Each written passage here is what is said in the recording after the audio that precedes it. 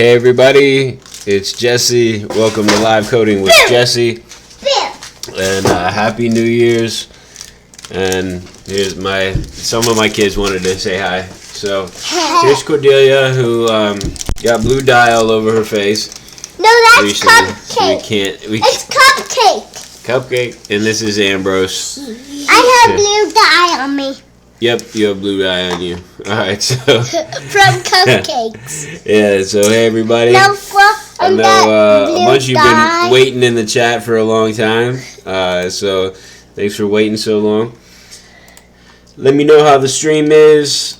Analytics look okay, so I'm guessing the stream's okay. I'm gonna get the chat up somewhere where I can see it easily. Let's move it over to this screen. Okay, cool. Alright, this looks good. Alright, so I haven't streamed in a while. It's good to be back. I see there's a lot of you in the stream. I'm going to do my best to try to respond to what you're saying. But I'm not going to try to follow along with the stream in real time. What I'll do is I'll set a timer, a Pomodoro timer of 25 minutes. Every 25 minutes I'll take a break and I'll make sure I'll take a thorough look at the stream and try to answer everybody. And then during the 25 minutes we'll mostly do coding. I'm going to be a little bit laid back here, so if you're watching this recording, I definitely recommend putting it on, like double speed, because it's New Year's and got a bunch of time to code. It's still about 3 hours until the new year here in the Eastern time zone. So I got a while, so I'm not going to try to rush. And I see a lot of you are saying Happy New Year. I see a few of you are saying the kids are cute, so thank you. And awesome. So for a lot of you, it's already 2020. That's cool. Yeah, here in the Eastern time zone in the United States, it is still 2019. We're behind here. So yeah. So what you see on the screen is not the project that we're going to work on. I just wanted to make sure all my stuff was up to date beforehand, so I just did an update, and this was the last thing I had open, which was the React Native async storage package that I had done some work on, which I did live stream a little bit of that, which those recordings are available either on freeCodeCamp or on my channel. I can't remember, but a link to my channel and my social media stuff is in the description of the video. So feel free to reach out to me if anybody has any questions about what I'm doing today. Let's see. I'm gonna try to get a window up here so we can see what we're working on here. Cordelia, did you steal a protein bar? Yes. Yeah. So, all right. You two wanna play down here? You don't have to sit here and watch the code. You can play. Do you want to go play? Watch. You want to watch the code? Alright, that's cool. You watch the code. Alright, you're being good, so good job. Okay. Let's see. Who else? You want to say hi? My wife's down here trying to get the kids upstairs. Come and say hi. My wife codes too. She's a React developer, and she works for an agency called Sprockets. Come on and say hi. She's on pretty famous on Twitter. She has a lot more followers than me. Wait, not famous. Wave hi, they can see. Hi. Okay.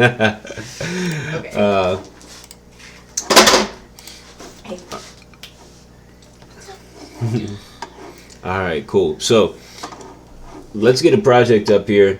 Now I'm planning on live coding until 2020 comes, so that's about 3 hours for me. So we definitely can work on a few different things if we want. I was thinking of working on a project for the freeCodeCamp curriculum. All right, bye Cordelia. Bye. See you later, Ambrose. Bye-bye. Bye-bye. Can you shut the door, please, Ambrose? Sure. All right, good boy. Thank you. Bye-bye, Daddy. Bye-bye. This is the kids. It's the kids' bedtime, so they actually should have been asleep already, but they wanted to stay up and be on the live stream. So, all right. So, anyway, what was I saying? Oh, okay. There's a project for Free Code Camp that I've done some live streams on before. Basically, we want to add in the Free Code Camp curriculum on freeCodeCamp.org, we'd like to add in some React Native lessons that you can do right in the browser. But it's a little bit tricky to get React Native code to run in the browser. You got to do basically you got to change some stuff with it to get it to run. So that was the goal, was to basically make an in-browser editor for React Native code that would display the results of your code immediately. So anyway, so we found, just to bring you up to speed, we found a library that kind of does that already, and we were trying to modify it and get it to work within freeCodeCamp. So we could try to work on that. There's a few other projects that we kind of had going in the past with different live streams. So we had like a React Native math game for kids that we were working on that we never really finished. So there's a variety of things that we could do. We'll see how it goes. So I believe I do have the project already pulled down on this machine, though, for the React Native like in-browser editor. So let's just try that for now. Let's see where I'm at here. I'm gonna go, let's make sure you can see this. Yeah, all right. Let me know if the font's too small, and let me check. Yeah, wow. All right, there's a ton of stuff in the chat, so I know I'm gonna miss some stuff. I apologize in advance. There's just like too many messages to keep up with. Let's see.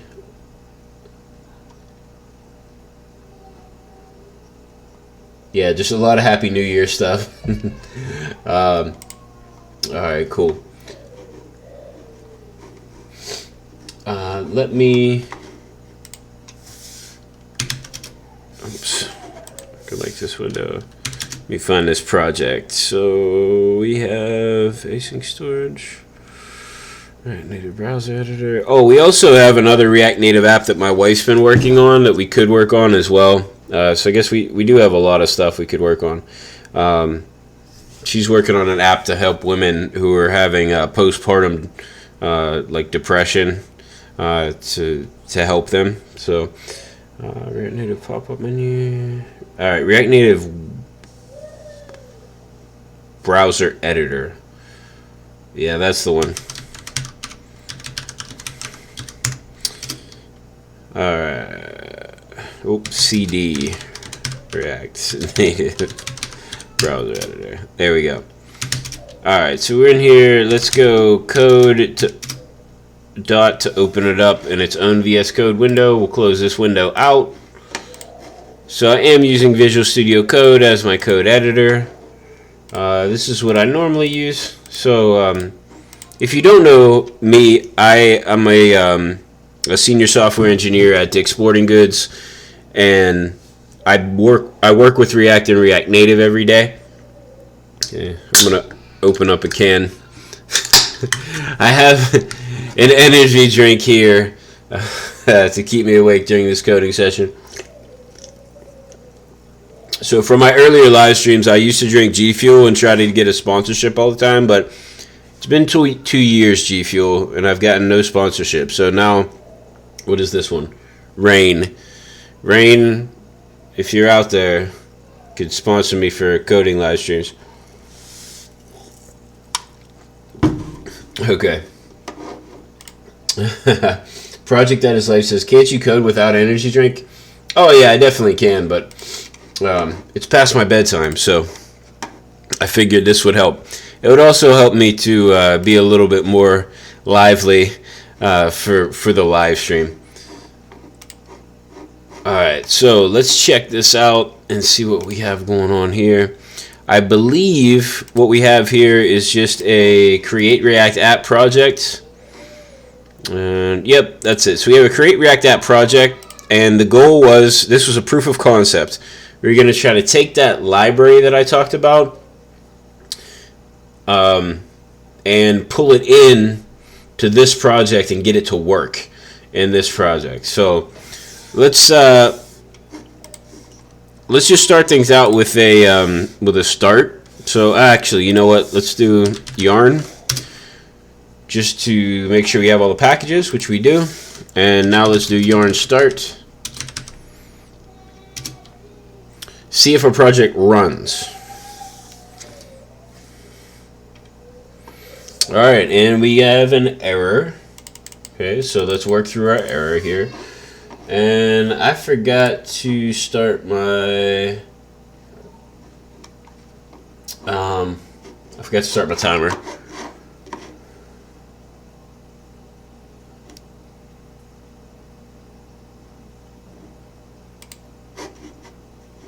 Okay. All right. I got a timer. Since I forgot to start it, I'm not going to go the full 25 minutes. Before I stop the timer and go back to the chat here. So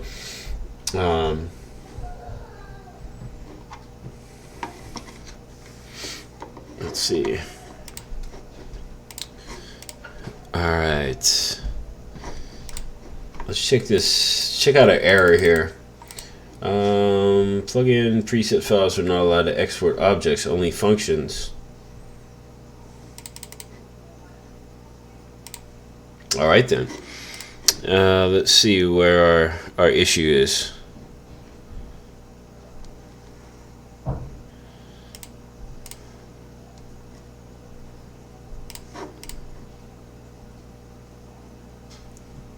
Oh, okay.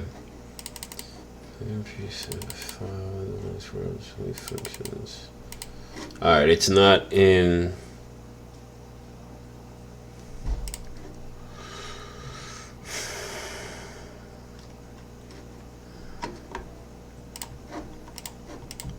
Turn here. All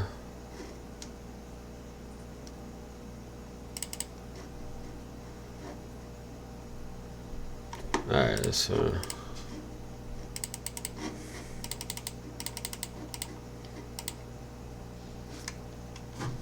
let's see. I remember now. The last time we worked on this on a live stream, we had a ton of errors because we tried to upgrade a bunch of packages, and it just wasn't working out for us. I believe the library that we're pulling code from hasn't been updated in quite a while. So I think that's where we kind of left it last time, was that we worked through a bunch of errors, but we still didn't get it to work. Which, that really worries me, right? I don't like to use libraries that haven't been updated in a while. And in fact, let's check out the library now, see if there's a newer version that we can pull. It might solve some of the issues for us. And even if it doesn't, at least you all can see what the library is. Let's see. Pull this in. Let's go to GitHub. And I'm not signed into GitHub. Oops. What? I guess I don't have to be signed in. I could just search.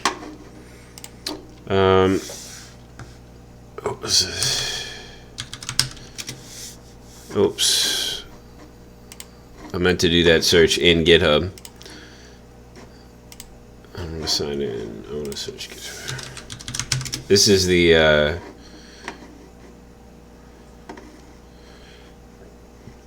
users.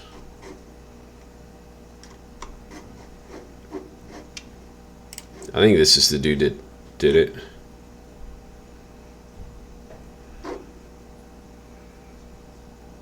That's it. Yep, this is it. Okay, cool. Last commit on June 17th, 2009. Okay.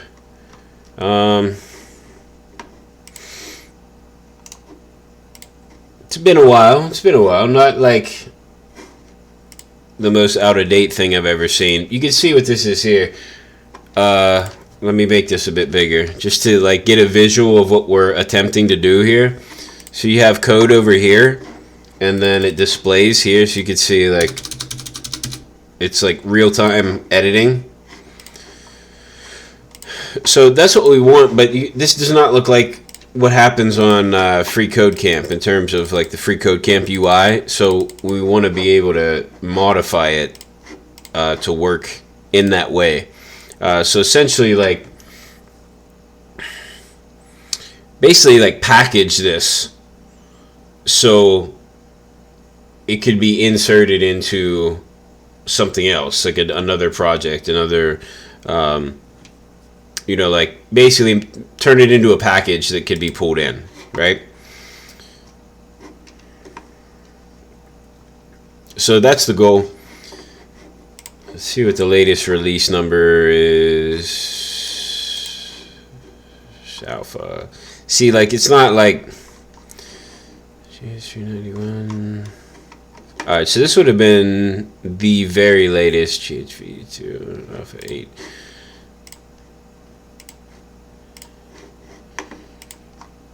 Which I don't know that we had the very latest thing in our project or not. Ours might have been a little earlier than that.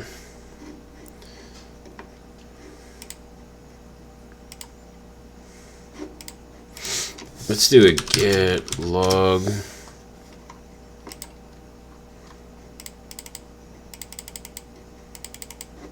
There we go. Friday, August 16th. Okay. So if the initial commit from this was August 16th, I think we're good. I think we have whatever the latest stuff is, we have the latest stuff.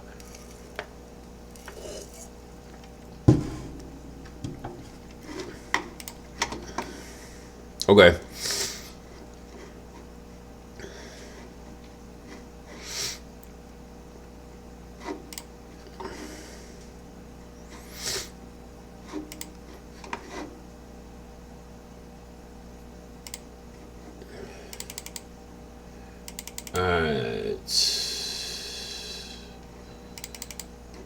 Hey, Michael Krills here. How's it going, Michael?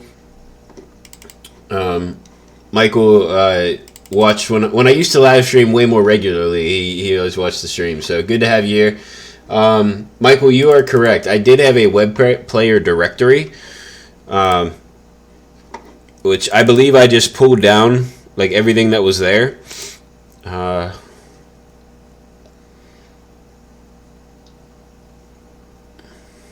I think it might not be a bad idea to just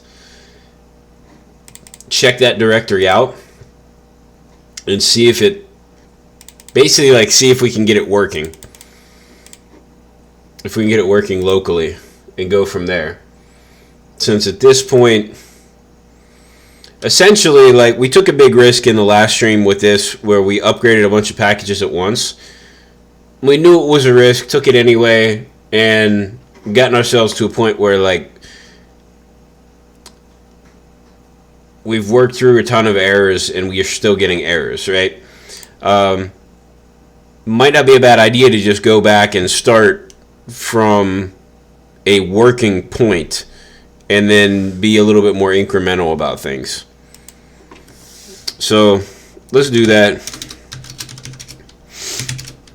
Let's see. React Native web player. Okay, there we go. All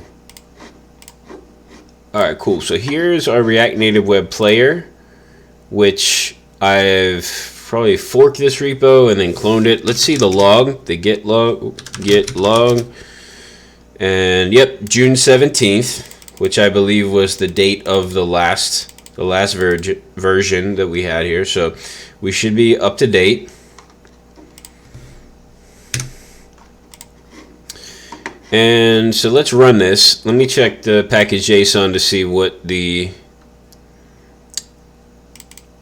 this is to run. Start. So we can do. Is this using Yarn? All right, this project is using Yarn, so let's run Yarn. Make sure we're getting all the stuff. Okay, lots of stuff going on here.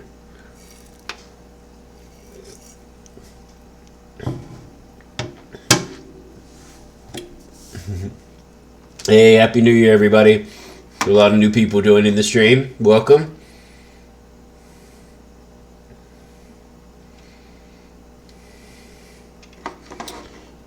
Alright, cool. Warning, Arachnid web player JS from Uglifies. Alright, so we got a warning. Warnings are okay. Errors are not okay, but warning we might still work. So let's do yarn start. See if we can get this to run. Also, my timer's about to run out that I set to kind of give us a little break. So while this thing tries to start up, localhost 8080. Let's click the link here. Sweet, it's working. It doesn't look. Does it look? Yeah, let's make sure it works. Nice. Okay, so we have a working place to start from. I think the goal next will be to kind of take a look around, see what we can get away with in terms of like just packaging this thing.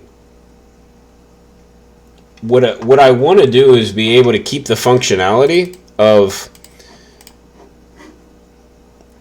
being able to type here and have stuff appear here without necessarily keeping the UI elements, right?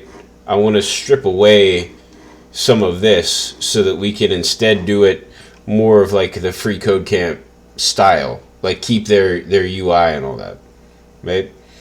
Let me know if that makes sense or not.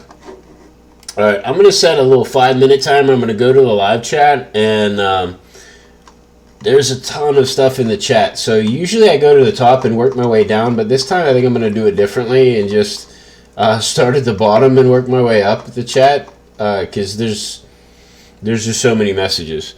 But I'm going to try to go through some messages and just answer some questions here. Feel free to ask any questions if you have them. Let's see.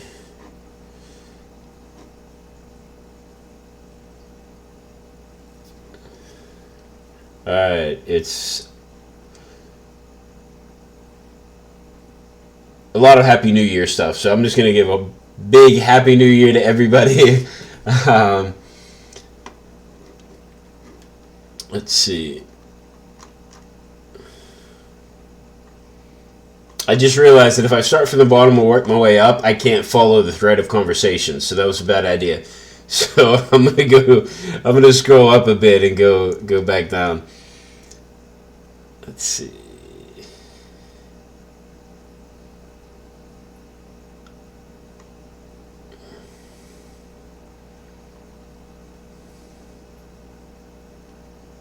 Michael says, wow, the kids are getting big, plus a beard. Yes, I have a beard. The last stream, I think I did not have a beard, so it's been a while. Been growing out the beard. Yeah, and the kids are getting big. It's insane. They just keep growing. It's like...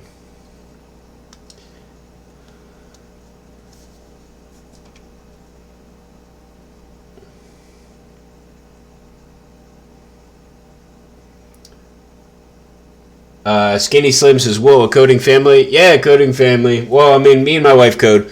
The kids are still a little young for it. Try to get him into a little bit, but we'll see. Maybe they'll get into it too one day. Joey says, it's been a long time since I've been able to catch one of these live streams. Well, I'm glad you can catch this one. Good to have you here. Man, wow, there are people from all over. A lot of people in the stream are like shouting out where they're from, and that's just awesome. We got people from all over the world.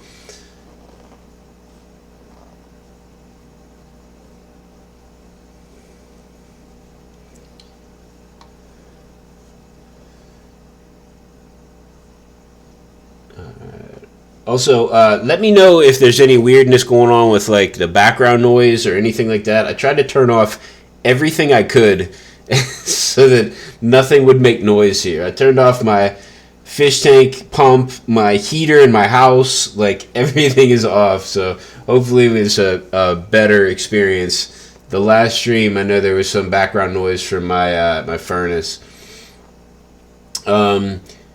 Ravish ask a question. I know Ravish isn't here anymore. I think I saw somewhere that they had to leave, but it says, when is freeCodeCamp going to do Java for beginners, object-oriented programming, design, and coding? I don't know if there's any plans to do like a curriculum on freeCodeCamp.org, but we frequently have video tutorials. So there may already be a video tutorial of some Java stuff.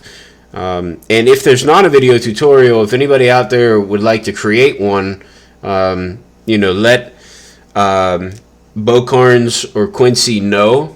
Probably the easiest way to get a hold of them is maybe like through Twitter.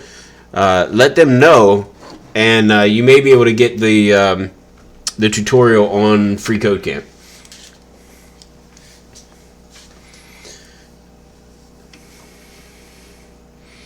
Mr. Potato HQ says, my name is Jesse. Awesome. Great name.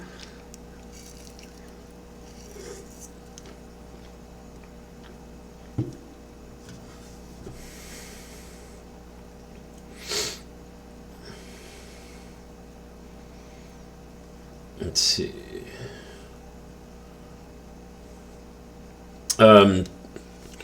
Let's see. Someone asked, what programming language is that? It's JavaScript. And in particular, we're working with React. XGN Snowball says, I want a penetration test. Where should I start? For penetration testing, that's not really my specialty. I know there are some free lessons out there. What is it, like OWASP? Is that what the... I'm gonna think about that maybe and get back to you if I can remember. But the secure, like, information security team where I work, they did a cool like capture the flag thing and had some good resources. It was a couple months ago, so I can't remember exactly what it was, but if I can remember it, I'll let you know in the stream. There's some free resources where you can learn more about penetration testing. Okay. All right, one more comment and then we'll get back to the code. Eduardo says, thank you for everything you taught us this year. I wish you all the success in life. I really appreciate all your time and effort. I've learned a lot. You are blessed. Thank you. Thank you so much. That's really awesome. Thanks for saying that. Thanks for watching. That's cool. I'm glad you appreciate it. Alright, cool. I'm going to scroll back down here. Actually, what I should do is make a note of where I left off. Yes, pen. I was afraid my kids stole all the pens. They did not, but they may have stolen all my paper. Let me find this piece of paper. Alright, I'm just going to mark down where I left off at in the chat so I can get back to it easily next time.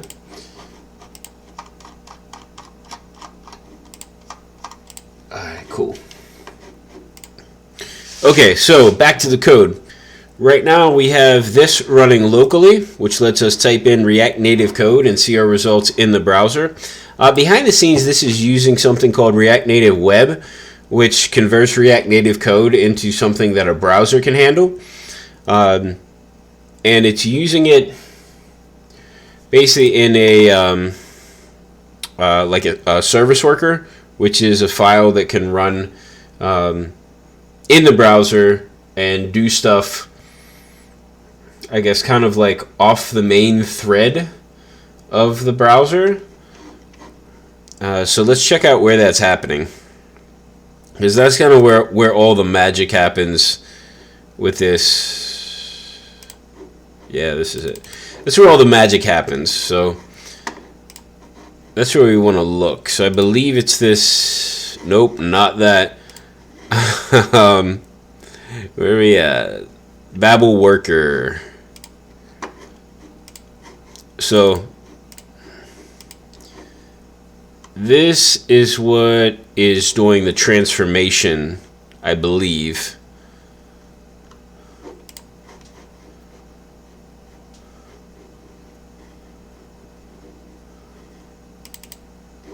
Yep, that's it. So things that normally happen in Node on a user's machine, on a computer, we're now trying to get to work in a browser in this file, right? So it needs to work a little differently than it normally works, but this is what's doing the work here. So we need to, at the very least, we need to keep this intact and let it do its thing. Okay, a lot of the other stuff, check out our Babble RC, right? It's not super complicated in terms of what Babble stuff we have in here. Index.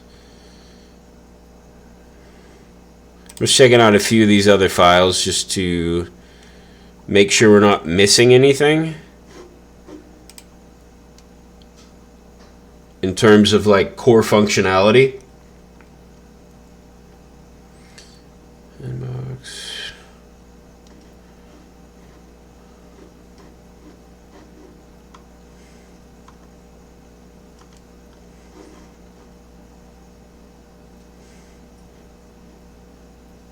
Okay.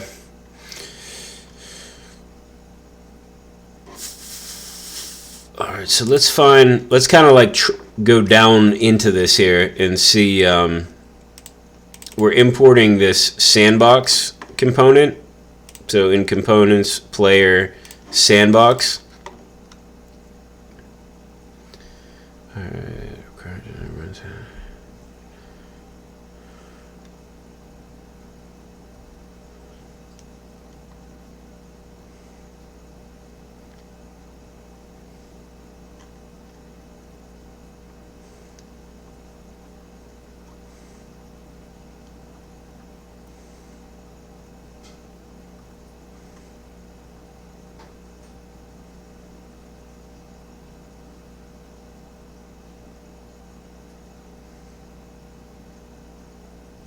Interesting. Okay.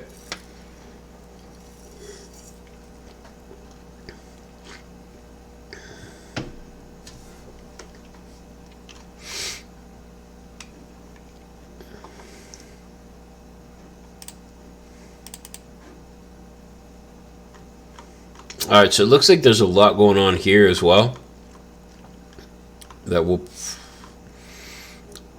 probably need to keep.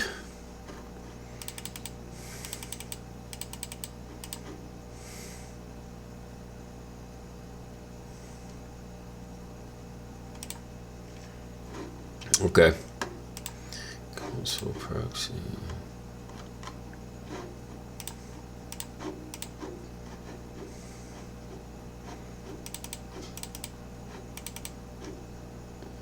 There we go. Okay, there's where we're actually pulling in React Native Web.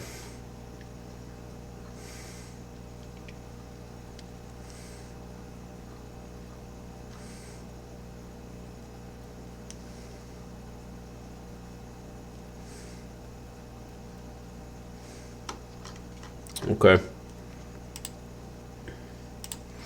All right. Now the workspace itself, this is a lot of the like the UI, and this for the most part I believe can be changed.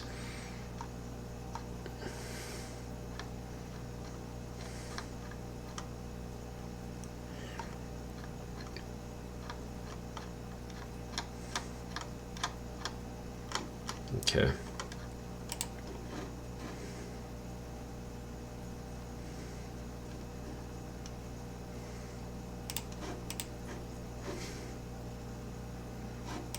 So if we could keep, basically the console part is what I'm, the editor part is what I'm worried about most. Primitive mount.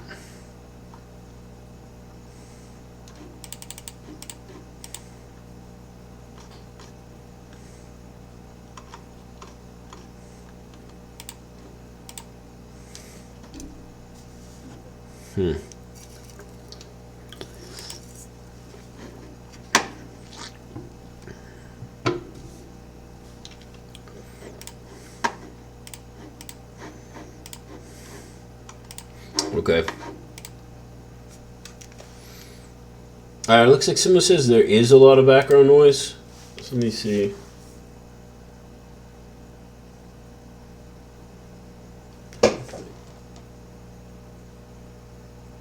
Oh, you know what? That might be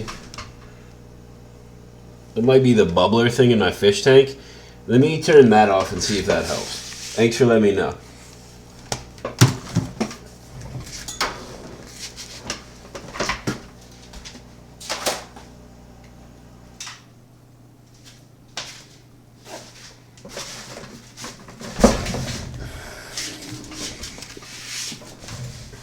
Okay, that, to me at least, it sounded a lot better when I turned the bubbler off. I didn't even realize that thing was that loud. That was kind of a newer addition to the fish tank, so cool. Hopefully that's better.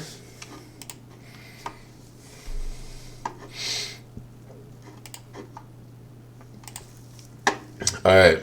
To tell you what, I'm a little bit.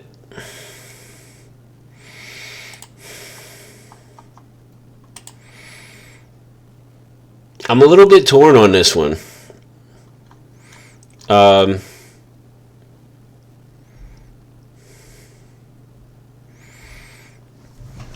Like, I'm just, the reason I'm torn, like, I'm not sure that this is going to be a great project, at least right now, to live stream.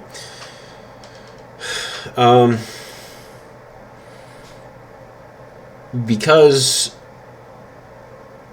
there's a lot going on. It seems like there's going to be a lot of work where I'm just going to be reading through this code, trying to figure out what everything is doing, which won't make for a great live stream. You all let me know. I mean, normally I would go through it, it's fine, but we do have multiple projects that we could switch to that would be a lot easier, I guess, to actually like get some code written. Like, we haven't actually written any code yet, right? So anyway, I'll give you all like a minute or so. I know there's some delay in the stream, so I'll give you all a minute or so. Put it in the live stream. Should we try to like stick with it and just like try to tear this code apart and figure it out, or maybe I'll do some of the work like on my own and then come back to a later live stream whenever it's time to actually do some coding, and then we'll just switch to some other stuff. Let me know. I guess let me check really quick too while you're deciding and see what I have already installed. Alright, so we have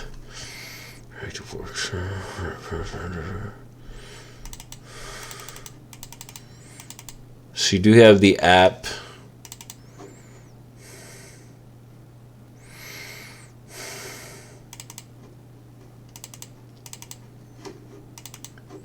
So I have my wife's app already available that we could work on. I could definitely pull down a copy of the game that I was working on.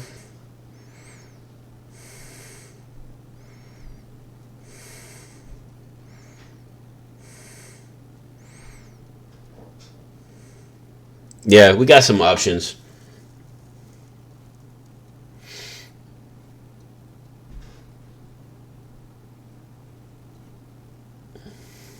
All right. I got some responses. Let me go through these responses, see what you all think.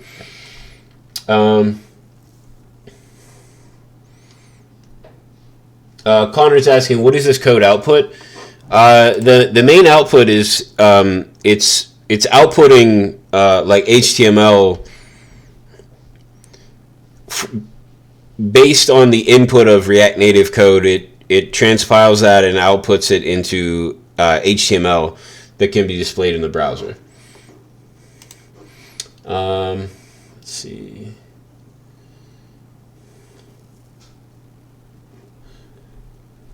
I said earlier that I'm torn. What I meant was I was conflicted. Like I really wanted to get this to work for the sake of freeCodeCamp, but now that I'm going through more of the code, I just see that maybe it's not going to be the best thing to live stream. It just won't be.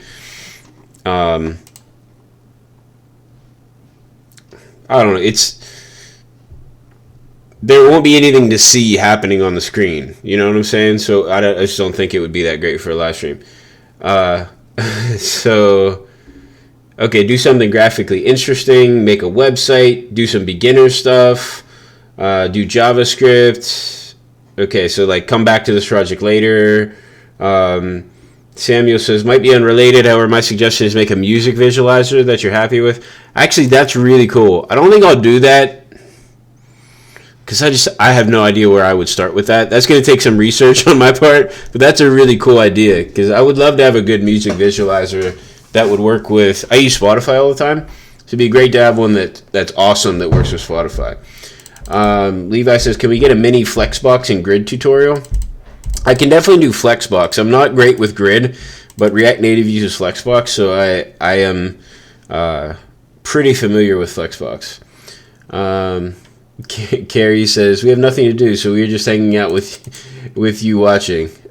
Cool. Levi says, do the game.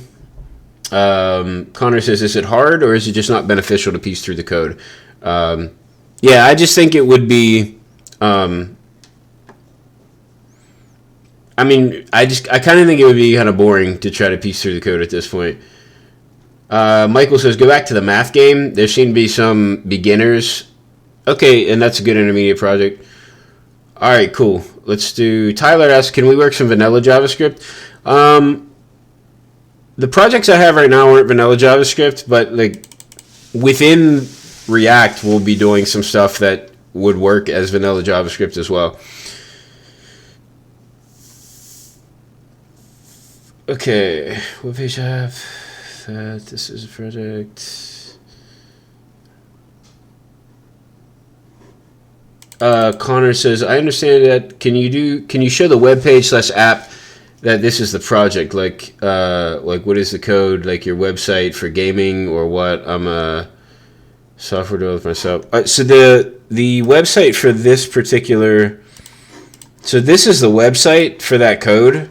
Right, you put React Native code in here and it pops up here, and I wanted to take this and convert it so that we could put it into the freeCodeCamp website and have it work and look like it should for a freeCodeCamp lesson. So that's kind of what I was trying to do. Okay.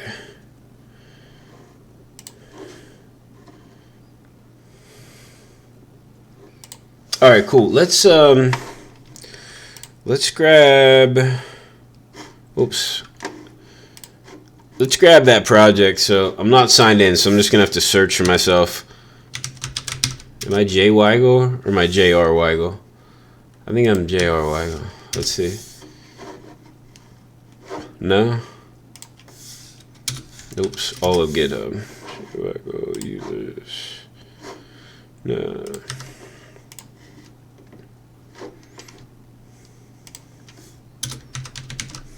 My Jesse, I don't know what my GitHub name is. There we go, Jesse Weigel. All right, cool. So Battle Math is the game that we're working on.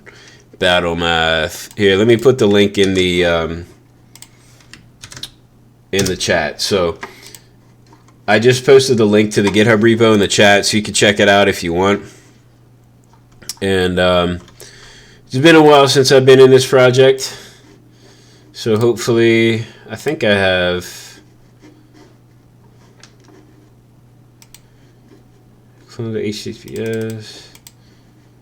Nah, I don't want to clone it with HTTPS. Alright, let me type in my GitHub password real quick. Gotta find out what it is.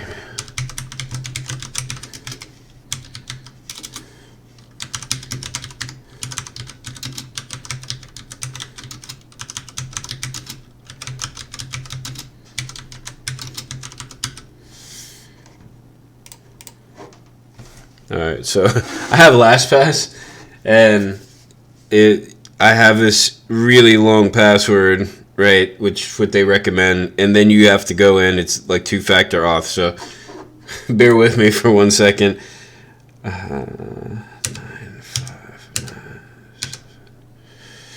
I had intended to get all this set up and working before the stream, but then my kids wanted me to cuddle with them before bedtime, so I did that instead.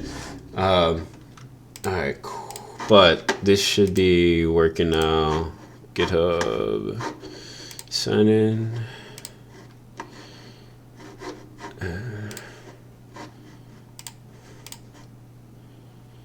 What? I have 2-factor auth on GitHub? Alright. 8, 1, 2, 9. I guess it's good to have 2-factor authentication.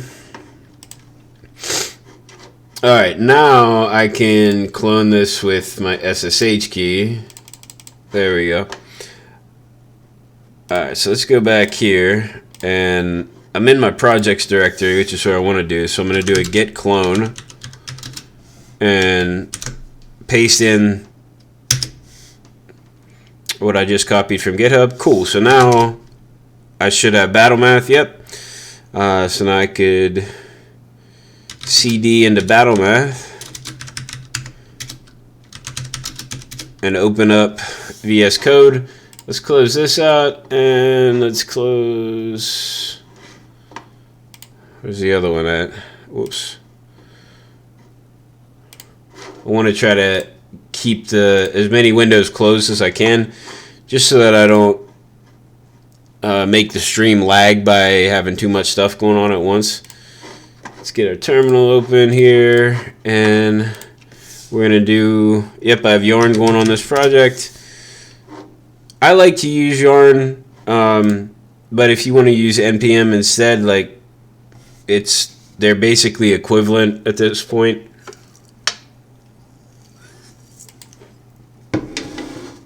Alright, cool, so that's installed. Let's do yarn start.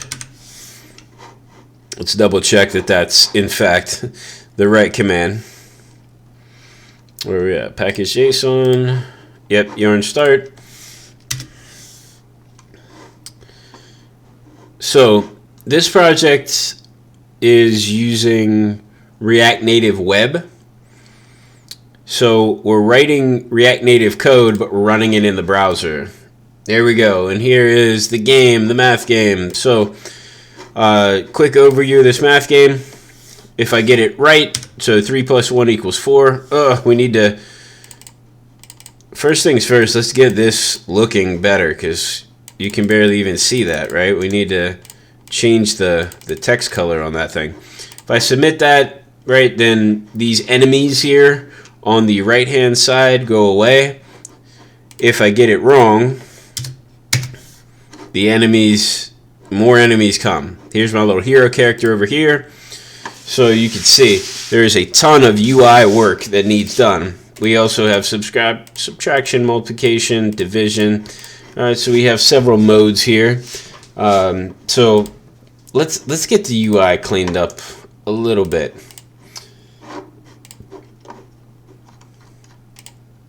Levi says this game could use some CSS. That is a true statement. All right. So yeah, let's at least get the font color in here and the font size to match what we have here. That'll be much easier to read. So let's go to our code. So it shouldn't be too complicated at this point. So everything's still in one, yeah. It's all basically in one component at this point. So we have our app.js. So you can see we are using hooks. So React, if you're not familiar with hooks, you'll get a little bit more familiar with it now. So we use functional components and hooks in React. If you're not familiar at all with React, it's a JavaScript library that helps you to build apps. So if you don't know anything at all about React, it's going to be a bit confusing. All right, we definitely got a lot to do here. So you see how we have this SVG in here now? This would not work on mobile. So we definitely want to do something about this, right? But we want to find that input. So I'm just going to do Control Find. Let me make the font size a bit bigger. Just want to make sure everybody can see. Let's give us enough space as possible. So type in input. There we go. So answer input here. So we do have a style for styles input. Let's go to that. And where's that at? So we have our styles down here. Now in React Native, you can do your style. One way to do styles is using this stylesheet.create that comes built in with React Native, and your styles end up being a JavaScript object. So a lot of the naming will be familiar to those of you who use CSS, but you're going to have everything camel cased instead of hyphenated. So just slightly different. Also, all of our values are unitless, so you don't see any like pixels or anything in there. So slightly different, and everything is by default display flex, and it's flex direction column by default. It's a little bit different than normal. All right, where was that input at? Okay, so the input height, width, border color, margin left. Let's see if we can just give the input a color. And let's just give it white. So if we do FFF, hashtag FFF, that should give us the right color. And then our font size, we're going to try to match it with our math text. So let's give it a font size of 40.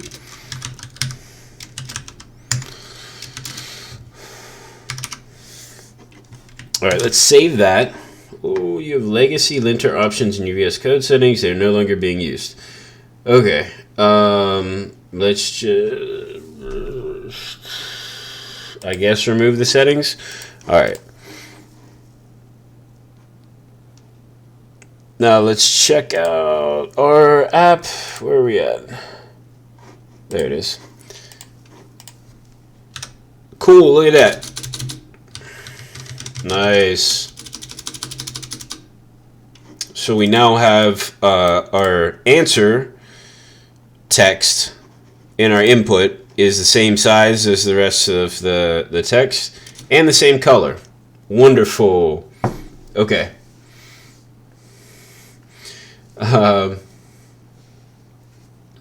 Cool. My timer's about to run out, so I'll take another 5-minute break and go back to the chat.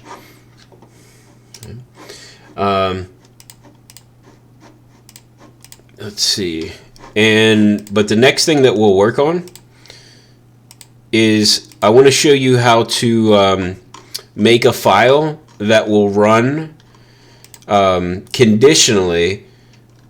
Basically, we're going to pull this SVG out into its own file, and we're going to make sure that one version of it runs on mobile and one version of it runs on web.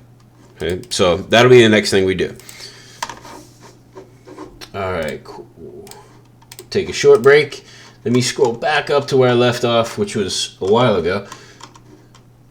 And actually, I did miss. So unfortunately, what happens in my chat is if there's too many chat messages, it cuts them off, so I can't go back. So I can't get all the way back to where I left off. Apologies if I miss your message, okay, but I'll try to get as much as I can. Okay. Sima says, Jesse, first time. I'm wishing you a Happy New Year 2020, dude. Pure love from India. Thank you so much. I really appreciate that. Skinny Slim says, what advice do you have for someone that's just learning to code? And this question wasn't just for me. This was for everybody out there.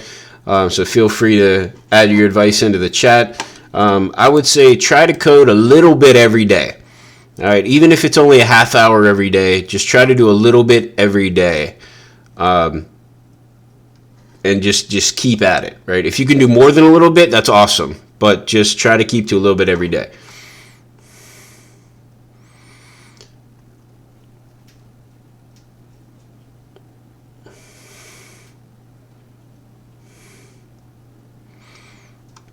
Stephanie asks, what time is it in America? On the East Coast in America, in the United States, it is 9:56 p.m.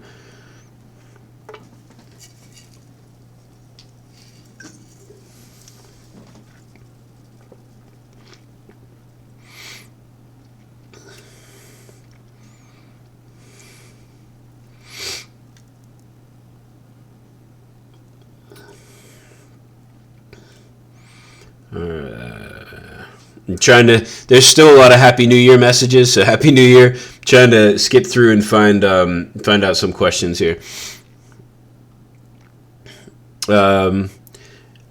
Akshay Kumar says, I love freeCodeCamp. Lots of free stuff they provide. Love you guys. We love you too. Thanks for the message. That's awesome. Yeah, and it's not like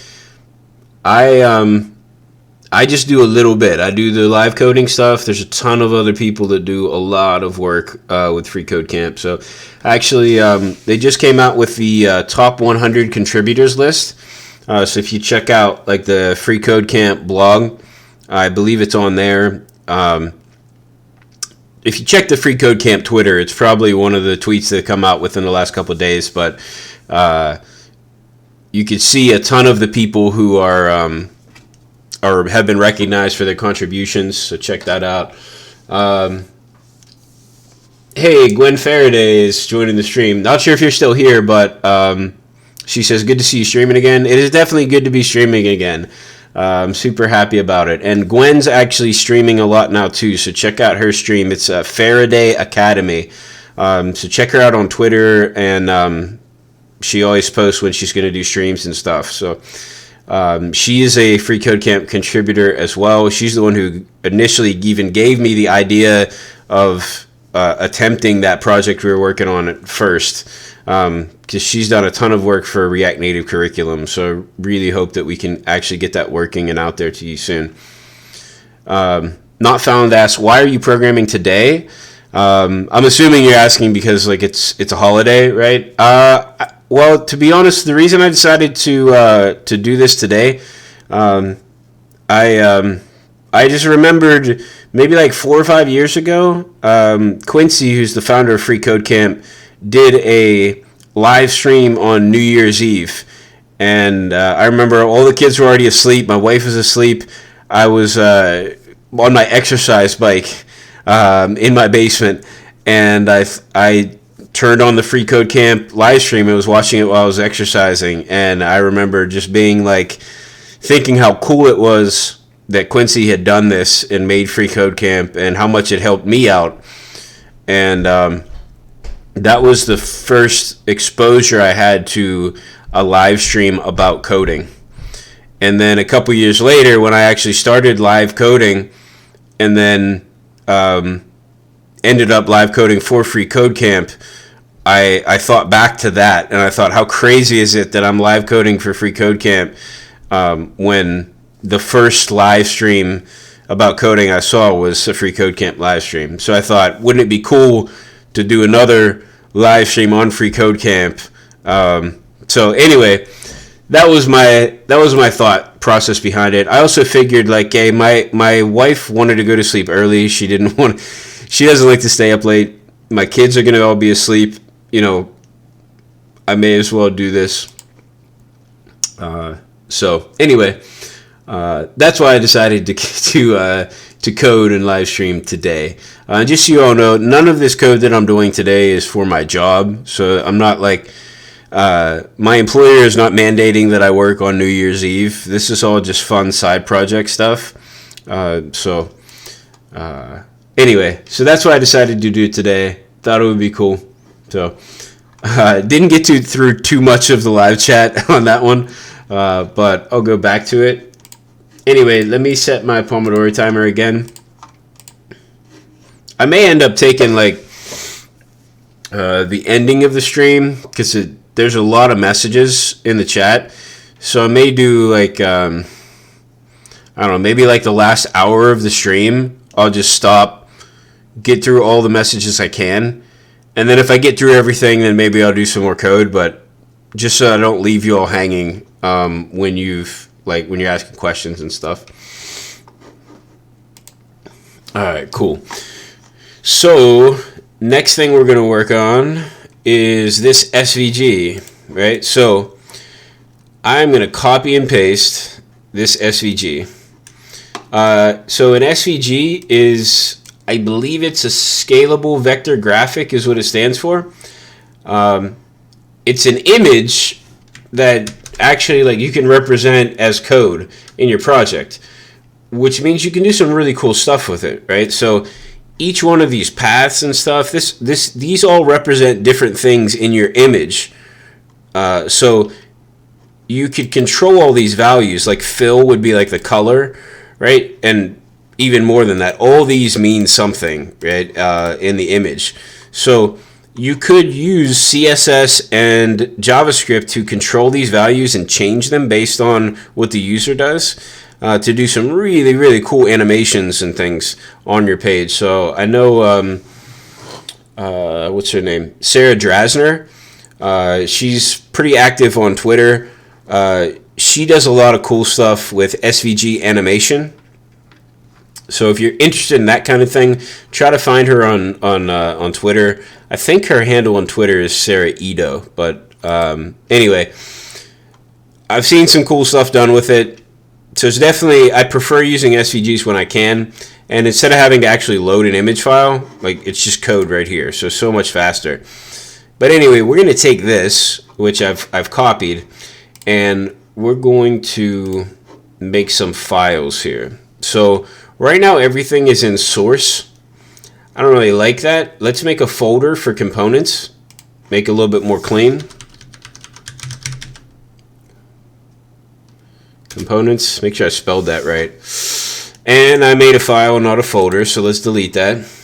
And let's go back and make a folder.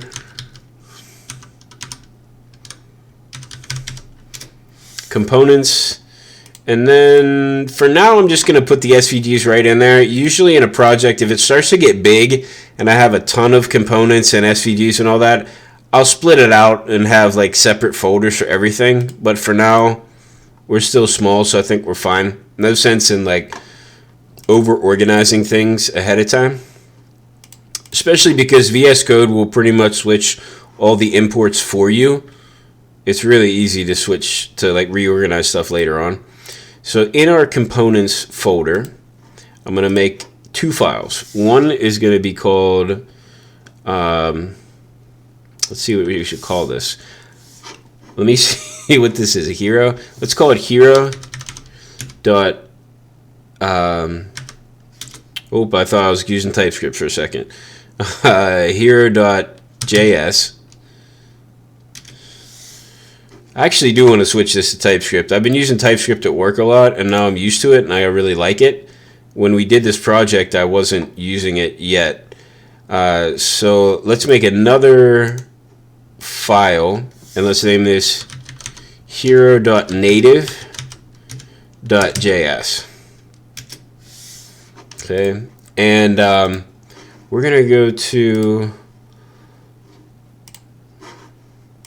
let's see if I could find it. SVG to React. I found this cool React component converter, and I use it at work a lot. This is it. Yep. This saves me a bunch of time, because I use a lot of SVGs in my projects at work, like for icons and stuff. So basically what you do is you just take your SVG code and you paste it, and then what you get is a valid React functional component. So that's pretty sweet. So you get that here. Oops. Let me copy that. And where am I at? Let's go back to our code. This would be our regular hero.js. Now it just gives you SVG component. You know what I wanted to do and I didn't do? Let's name this hero SVG. I actually want to name this SVG so that we know it's an SVG and not a real component. So let me rename this. I don't know what I was thinking. Hero SVG.js. Let's rename this too.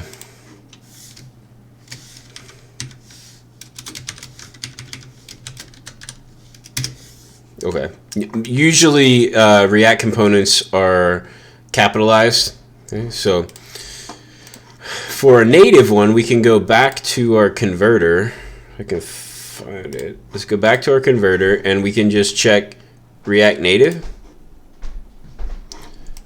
And we can see it gives us basically the same thing, but it says it's React Native SVG. Okay, so we're going to use React Native SVG with this. And we'll probably have to import it because I don't think we have it right now. But this will let us... Oops, did I not copy it? Yeah, there we go. We can name it the same thing.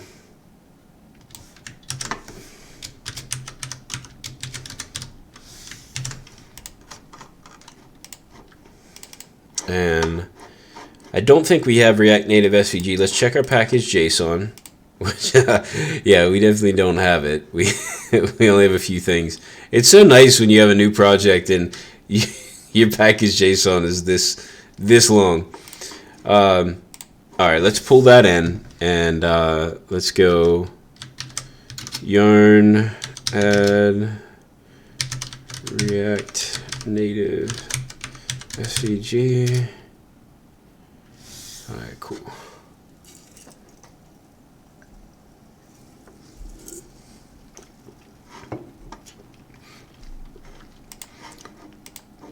So now let's go back to our app.js component, right? And let's get rid of this giant SVG stuff.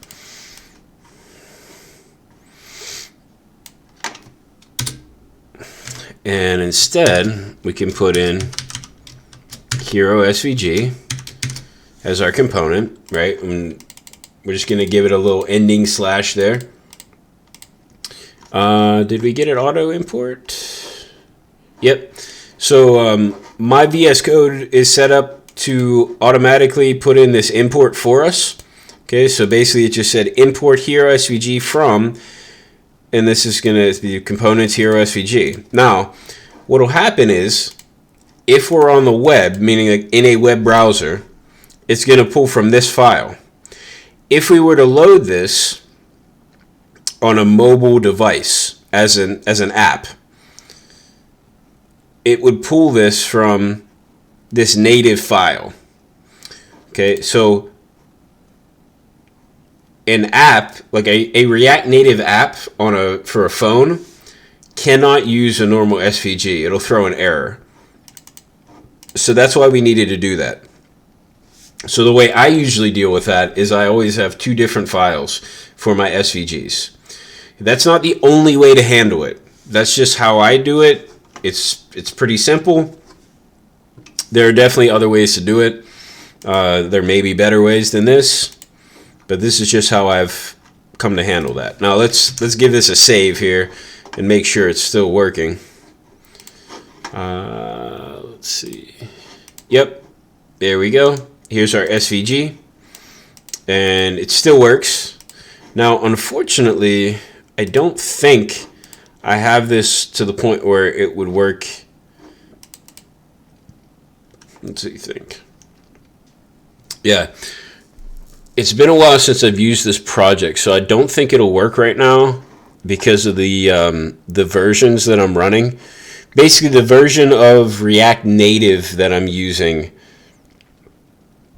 is too old for some of the code that we're using. Particularly, I believe, some of the stuff with hooks. So this will not run on a phone right now until I update the packages.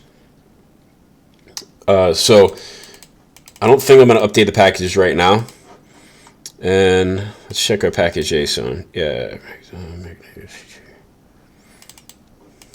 Yeah. Yeah, this is definitely an older version. This is going to show me... It should show me what the latest one is. Latest version React Native for web is up to point 12. I'm on point 10. So definitely not where I need to be. Yeah. I don't know if I want to go through the process of updating right now on the stream. Also, I will say this. If I were building this project from scratch right now, I would probably use Expo. Because Expo now has React Native Web support. It did not have... Well, it was like very, very early on in the development of React Native Web support when we started this project. So we didn't go with it. So I would probably do this a little bit differently if I started it now. Yeah. But for now, we're just worried about the web version. On later streams, we will probably get to making it run on a phone. Okay.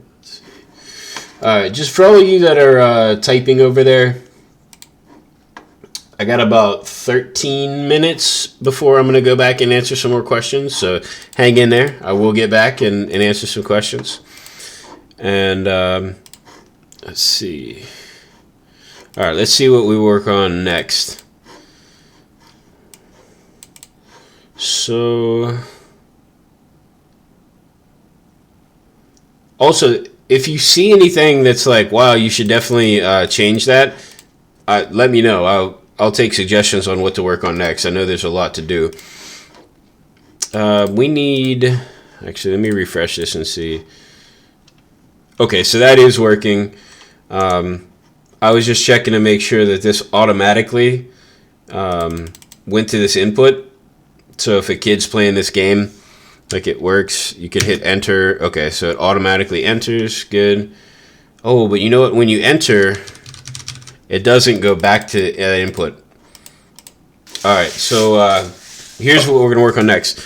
Right now, if I were to put in a number and hit enter, I'd have to manually go back in and click before I could put in another number again.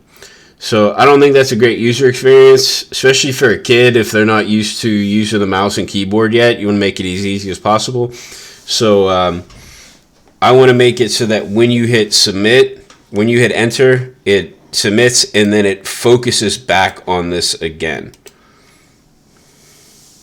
Levi says the corners look way too sharp on the images. Some of the Comic Sans for life. Yeah, we put Comic Sans on there. Alright, maybe make the corners a little bit softer. That does make sense. The corners are way too hard. Like, we're rolling with Comic Sans up there at the top, and then we get these 0 pixel border radiuses. That just doesn't go. That's a good observation. So we'll so we're going to do two things next. We're going to make this autofocus after you submit an answer, and then we're also going to soften these edges a bit and make it a little nicer and match a little bit more with our font choice. We could probably roll with Comic Sans just like throughout. I know we did it here, but it's a kid's game, right? We can Comic Sans everything.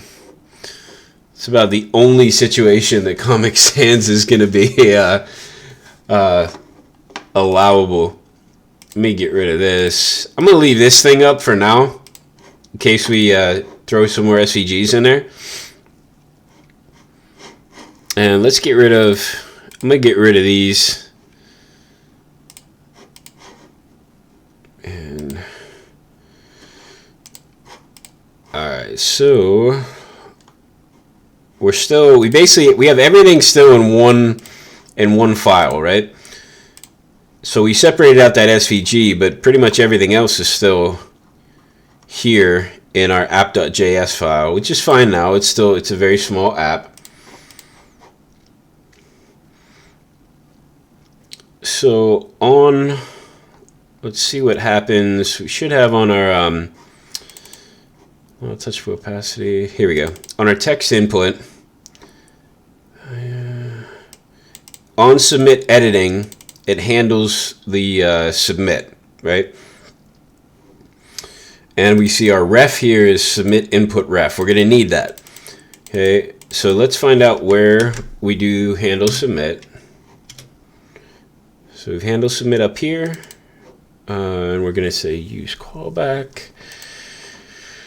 All right, we're dispatching. Oh, okay, I see what we're using here.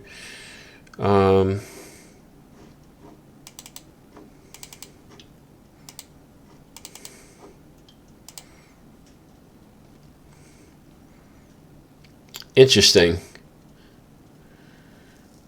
It looks like we are trying to focus that.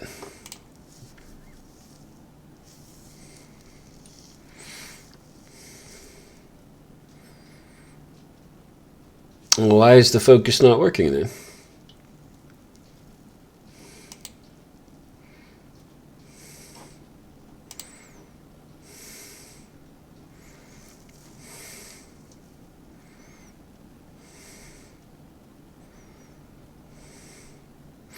Alright, I guess first let's make sure that this is actually firing. So I'm going to put brackets around this so we can do more than one thing in here.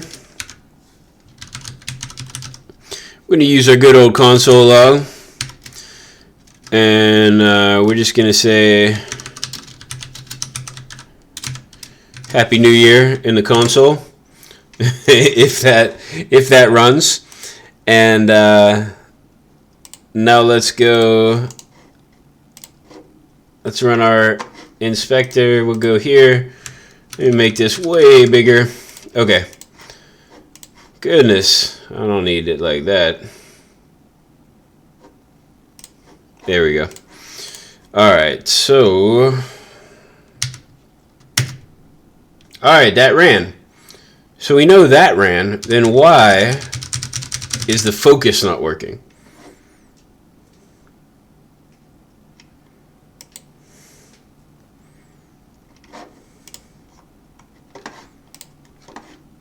Let's see.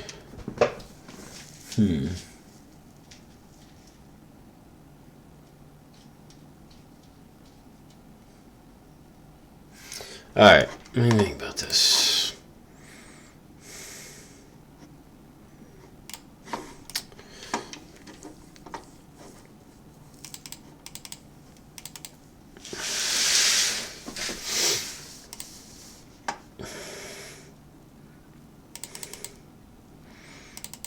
We could say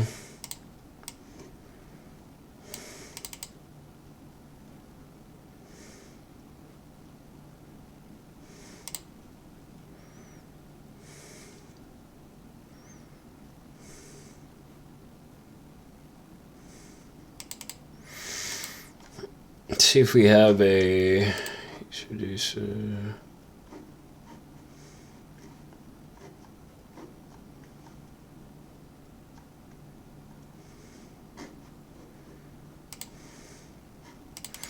All right, so we have a use effect already. We could do. All right, we already have this on a use effect. This is really weird. My next step was going to be like, all right, let's do use effect and just put a submit input ref current focus on that too, right? That should work. It obviously didn't work. Now what we can do, and this is going to be a little bit overkill, right? So when you do a use effect and you put this empty, so use effect function, the first thing that you pass in is like what you actually want to happen. All right, and then the second thing you put in is an array of basically things that it would look for changes to run again. Right, so if you pass in an empty array, it works just like component did mount, meaning it just runs once when the component mounts. If you take this away, it runs every time the component updates. So we could do this and have it run every time the component updates. This is probably not what we want. I'll show you, hopefully it'll actually do what I think it will, and we'll be able to see this. So what would happen is, well, let's just see.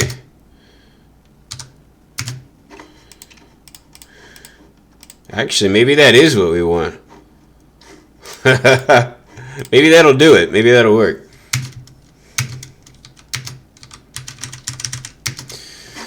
I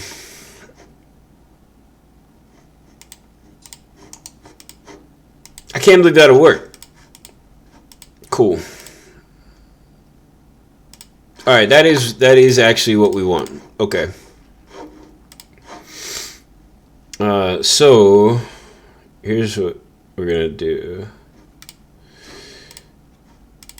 So we're gonna keep that in there, and we can pull it out of here, right? Because this will run. You can have as many use effects as you want, really. This use effect is basically gonna be our component did mount, and this one is gonna be our component did update. The equivalent if we were using the it just slipped my mind. Basically, like the old school way of doing the React components,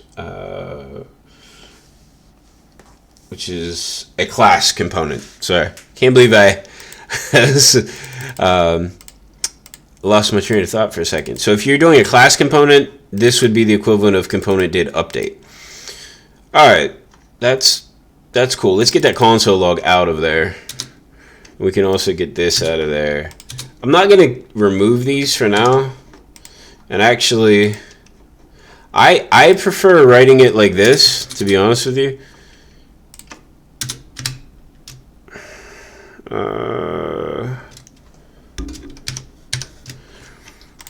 Which is the same thing. So saying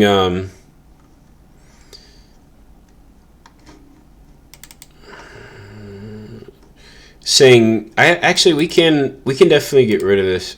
You know what? I'm gonna leave this in though. Actually, this might be why they solved this. I ran into an issue with another project before where the focus wouldn't work unless you did it twice. It was really weird, and the way I solved it there was to set a timeout and run it again, and like basically set a variable for whether or not something was focused, and then check that variable, and then say like, all right, if it's not focused, then let's do this timeout, run focus again. So, but basically you had to run focus twice to get it to work. So I'm gonna leave this in here because if that is the case and it's still that issue, then we may need both of them in here. I don't know why it's like that. For whatever reason, when I'm using React Native web, on the web, I need to focus twice. I don't think I need to on like an actual mobile app, but whatever. Anyway, to do like if submit input ref.current, and then this, right, to use an if statement, this is the same, it achieves the same thing. I think it looks a little bit cleaner. You just put these double ands. I believe it's like a short circuit. They call it a short circuit there, but this basically does the same thing. It just says like, if this is true, then we're also going to do this. If it's false, it just stops, which is the same thing we're doing here, and it takes less. Basically, you remove the if in the parens. And then you just add in these two ands. So slightly less typing. All right, but that's cool. So we got that done. Next thing we're going to do is work on our border radiuses to soften those up a bit. So that was Levi's idea, and I think that was a good idea. I think it, if we're talking about a kid's game, I think a softer border radius kind of matches more of the like aesthetic that is used in most kids' apps. All right, let's see. My timer's up. Let's take another break. Let's go back to the chat. Let's talk for a little bit.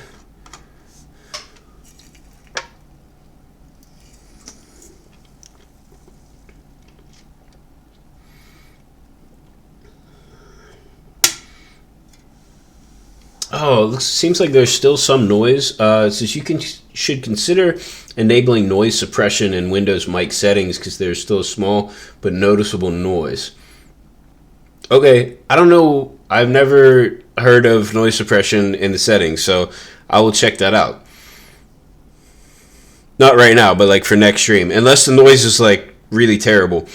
Also, I know I've been saying this for a while, but like I'm going to get a soundproof office at some point built. Right now I'm just in my basement and I'm going to get a soundproof office. I've actually already like paid for a construction company to do some work.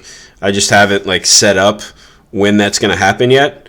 So I paid ahead of time and I kind of like got a deal on it. It was like this charity thing or whatever. Anyway, it doesn't matter. Basically, the thing is, like, I have put money towards getting a soundproof office built so that live streams would be better. So it will happen at some point this year, and then it should be better. The noise issue should be better at that point. Also, maybe I'll get a better mic at some point as well. This is just a very cheap mic. I think I got it for like $20 on Amazon.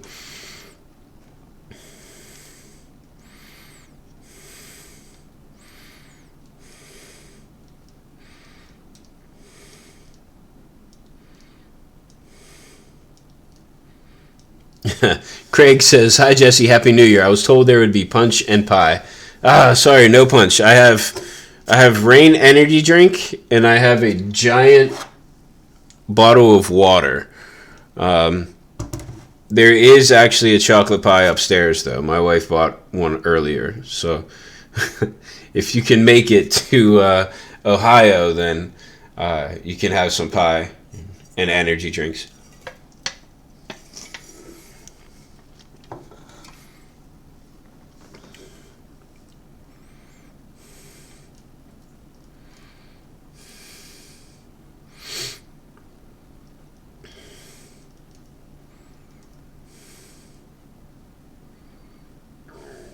Connor says, "Okay, cool. React Native, similar to Flutter with the app updating with the code. Do you work for freeCodeCamp?" So I don't work for freeCodeCamp. This is just volunteer. So I would say like almost everyone that does something for freeCodeCamp is a volunteer. There are just a few people who are employed at freeCodeCamp. So if you're interested in helping out, we're always looking for volunteers. If you have more time than you have, or you have more money than you have time, then you could always donate as well.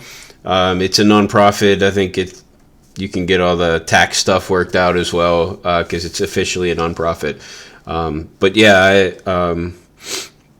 I just do this just kind of as a side thing, just for free.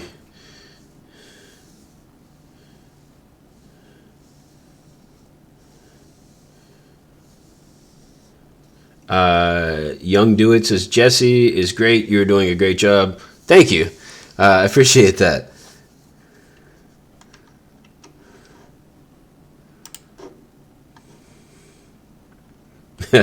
Karan says, "How to hack NASA with HTML." I do not know how to do that. If anybody knows how to do that, that's pretty crazy, and you have a unique and special skill. Craig says 50% of coders I know. Let me remember my GitHub password. Yeah, I actually have no idea what my GitHub password is. It's some really long random string, and I just have it saved in LastPass. So if I ever forget my LastPass password, then I would have a problem. Stormzy asks, do you know Preact? I do not know Preact. I don't. Preact is a lightweight version of React. So I kind of always assumed that Preact was close enough to React that if you know React, you could do Preact. But now that I think about it, I don't actually know. I just assume that. I've never seen any Preact code, so I could be mistaken. Let's see. Levi says, I have no clue if I even have a Git account or not. I definitely recommend getting a GitHub account if you want to get into coding. It's a great way. Well, one, like, you don't really need an account to look at stuff on GitHub, but it's nice to have an account because then you could save projects that you like. But it's great for your future employers to see your code.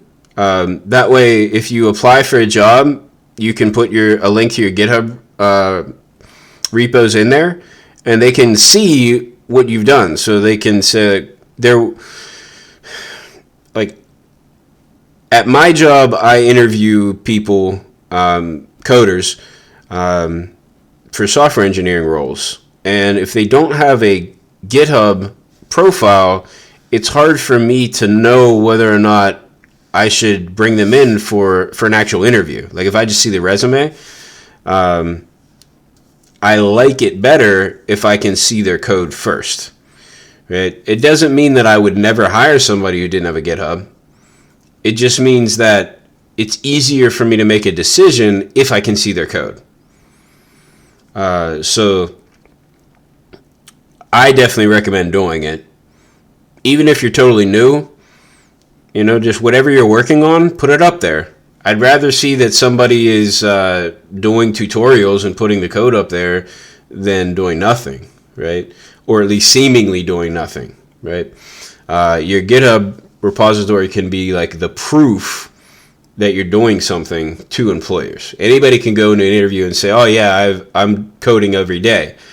But if you can say I'm coding every day, and then I can look at your GitHub profile and see the code that you wrote and ask you about it and say, oh, that looks really cool, that means a lot more. So definitely recommend that. It's free. You don't have to pay anything for it. I think every coder should have one, just for the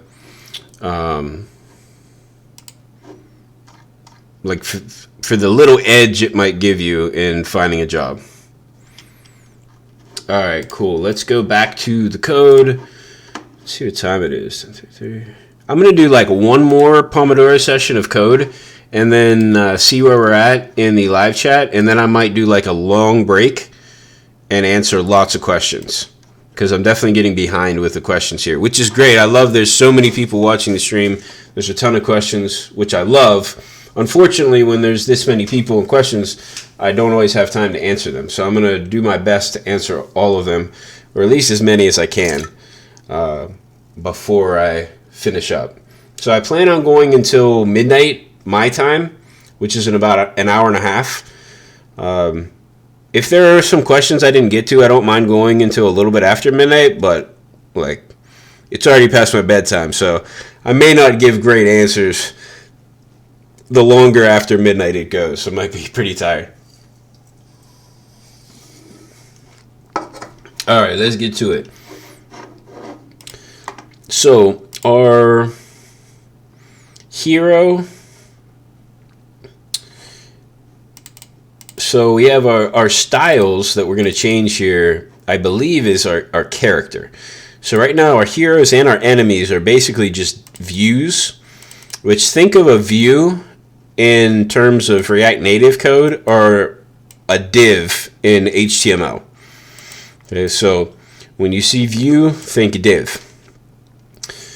So let's go to our character style. So down here at the bottom, we have our styles object, which is very similar to CSS. Right now, we just have squares. We give them a width and a height. But it'd be cool to give them a border radius. And 40 here. Let's see what an 8-pixel border radius is. This is going to be, that's a pretty large radius, but I think it would fit with the Comic Sans. Let's see what that looks like. If you're not sure what border radius is, it's this part here, right? So before we had hard corners, hard edges like we have here. Okay, and now we have these rounded edges, right? So it's definitely a little bit softer, a little softer there. To be honest, we could go with complete circles. Let me know what you all think in there. Should these be squares or should we have circles? I never thought about doing circles before, but now that I see one with this radius, I think we'll do circles. I'll let y'all answer, and then while you're doing that, I'm going to soften these borders as well. So on this select box, on this text input, and on the submit button, we're going to soften those borders up. Okay, we're going to give those some border radiuses too. Okay. It looks like we got some votes for circles. We got a vote for square. We'll see where we'll go. I'll give you another minute or so, and then we'll add up the votes here for circles and squares and see what we're going to go with. Where's my code? Oops. All right. I should say too, I'm on a PC now. I do probably like 95% of my coding on a Mac. So the PC kind of throws me off a little bit. But I just couldn't. I needed a computer that was like good enough to do streaming, and just to get a Mac that was good enough for streaming was just so much more expensive than a PC. So this is the route I went. All right, where's our? Okay, our picker, I believe, is that select box. So let's do border radius. Do I want to do?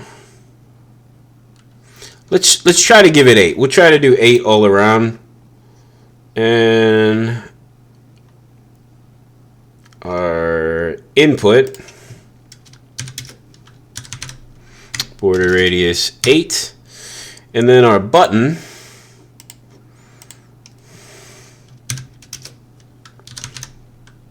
border radius 8. Okay, so we got that. And let's see what this looks like, and then I will check out the votes. All right, not bad. Not bad. That looks. I think that does look more like kid friendly. Although this drop down still has. That's gonna be a little bit more tricky, I think, to get a nice radius on there. We might have to. Might have to dig a little bit deeper into the code here and find out what we're gonna do with that one. All right, so let's check it out. We have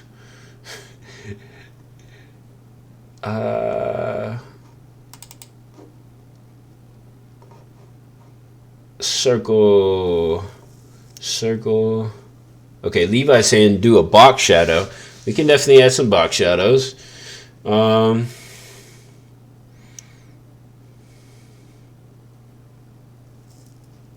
So Master Seagull says, it's okay, you have StarCraft installed. How did you see I do have StarCraft installed?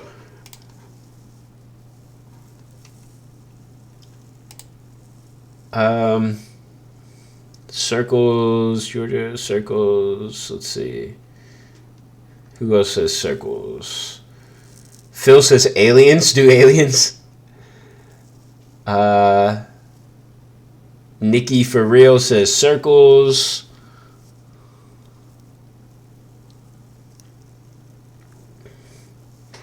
Joey says, Jesse, since you're used to a Mac, you might be more comfortable in Linux than Windows. You know what? I've thought of that before. I've thought about getting a Linux system for a while. I just kind of haven't done it yet. What time is it? It is 10:40 p.m. Eastern Standard Time. ABD Gaming has voted for Square a lot. So, I don't know. ABD Gaming, it seems like you're getting outvoted here. I know you typed in Square a lot, but it looks like most of the other people want circles. So, oh,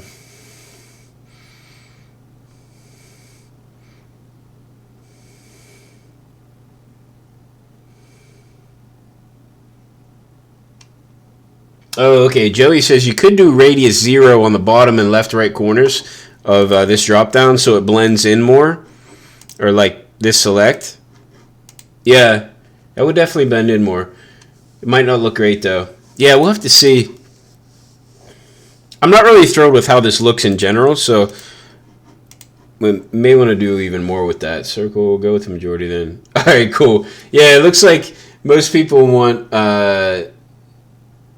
circles. So let's see what circles look like. Oops. Oh, I keep clicking the wrong thing to get to back to the code. Alright, so here's what we're going to do. Here's our character. So what we could do here, I don't want to get fancy. I was going to do something a little bit fancier, but oops. If we do border radius 20, this should give us a circle. So basically, whatever your width and height is of your square, if you just take half of that on the border radius, it'll give you a circle. Now, what you can do is like basically make these variables, and then just make this whatever that variable is divided by 2. Remember, because this is JavaScript, right? This is a JavaScript object, so you can do math here. And actually, like, the newer versions of CSS lets you do variables and stuff too, so I guess you could do it with CSS as well. But this is easy enough that we'll just put 20 in.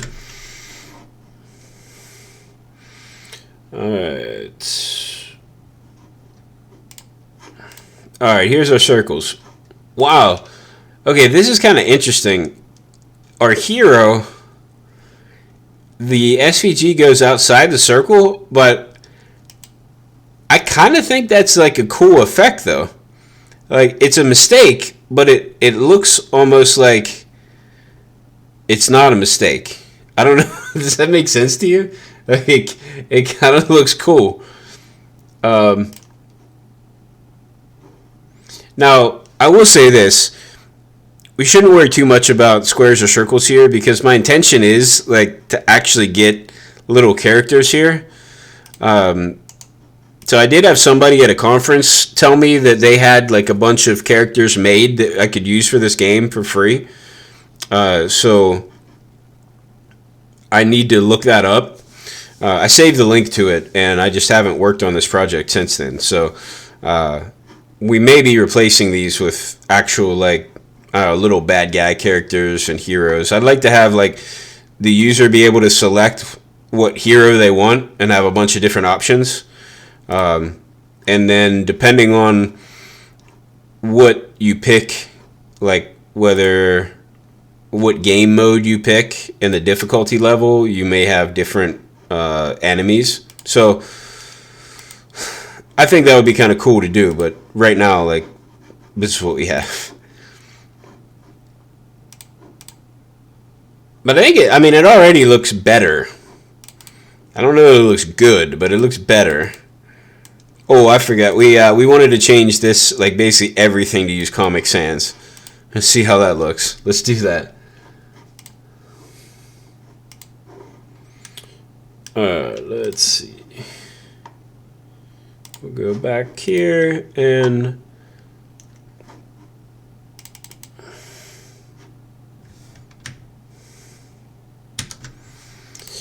Where are we at? Comic Sans.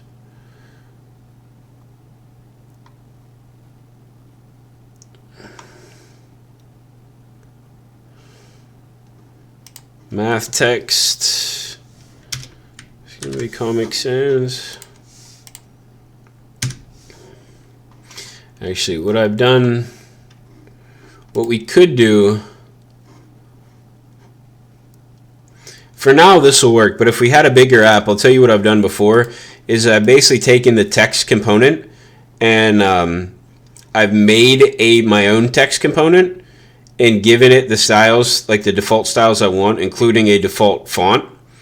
And then when I go to import text, I don't import it from React Native. Instead, I import my own text component, which just uses the React Native component kind of behind the scenes, but it takes the base React Native component, adds the default styles I want to it, and then I bring it out like that. So that's probably something that, like, if this app gets a lot bigger, if I keep working on it, maybe it would switch to that. But for now, there's just not that much. So I don't think it makes sense to do that right now because we're still pretty small. But like for the input and stuff like that, it wouldn't make a difference anyway. Same way with the does the button have text? I think I do use a text component for the button. So, but for the input, and then what about that picker? Did I miss that? Yeah, here's the picker. I'm hoping I can put that on the picker. React Native is a little bit more like restrictive on what like CSS properties you can put on different elements. So it'll definitely like let you know and throw a warning or even an error sometimes if you try to put the wrong property on something. Like if you try to do I think if you try to do font related stuff on a view component, it doesn't like that. I can't remember exactly which ones work and don't work, but it's not as, like in normal HTML, like CSS, it's very forgiving, right? You can do a lot of stuff and you'll never get a warning or anything. The browser will just basically ignore it, right? React Native is more picky like that. It has to be for what it's doing, though. In terms of like what phones can handle. All right, let's see what this does. This should have changed this. Oh yeah, look at that. Nice. Very nice. Comic Sans. Make sure. Yep, that is Comic Sans. We probably could set something on the input to say like, hey, we only want numbers in the input. And as long as we're in a mode where we just have, like single digit arithmetic, we could say like, hey, we only ever want 2 digits in here. That might be nice to have. I could see it being frustrating if a child accidentally held a key down, put a bunch of numbers in there, and then you can't even see how many numbers you have really, and you got to try to backspace them all. So that might be a good thing to put in for now. If we add modes later on where you're doing more complicated math, then we could always relax the restrictions on it. But I'm gonna go about 9 more minutes, and then I'm gonna take a break and answer a bunch of questions. So hang in there if you have any questions out there right now. Oops, let's see this. Hey, I think we got one of those errors I was just talking about. That's awesome. Or a warning. So invalid props style.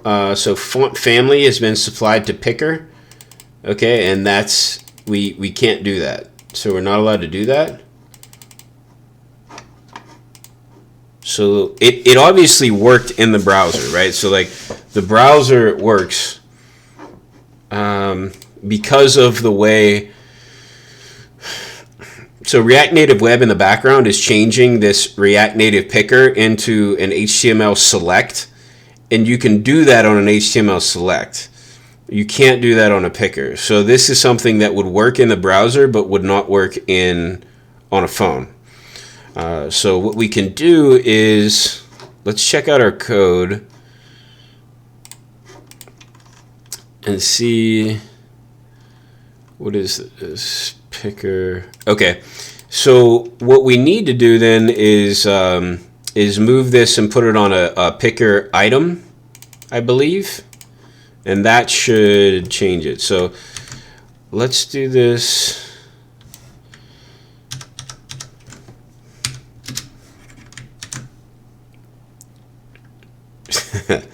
The formatting just got messed up, but let's say we're going to call this picker text. So I think it'll work here. Now the problem is going to be, we still have, like, we need the actual text on the picker, which I think should work, because we're always gonna, there's no like default text on the picker that's different than the items. So I believe addition shows up, so this should work. So let's take this out, and instead let's add it in here, picker text.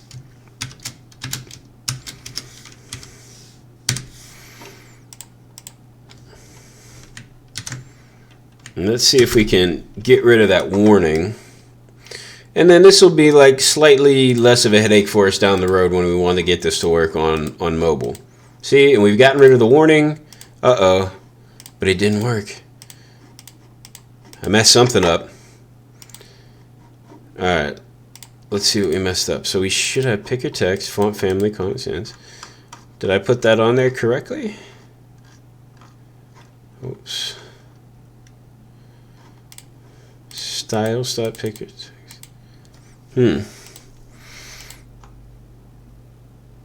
Where did I get this picker from? It is from, all right, time to research. Let's go to React Native documentation and see what the heck we can do about this. I am going to check the chat out real quick to see if anybody knows what my issue is.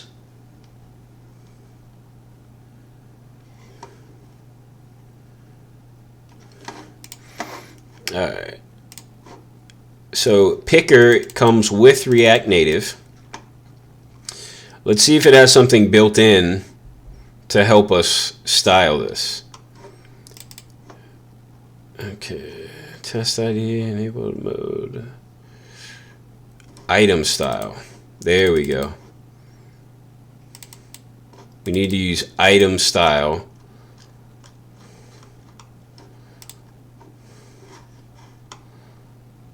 Alright, this should work.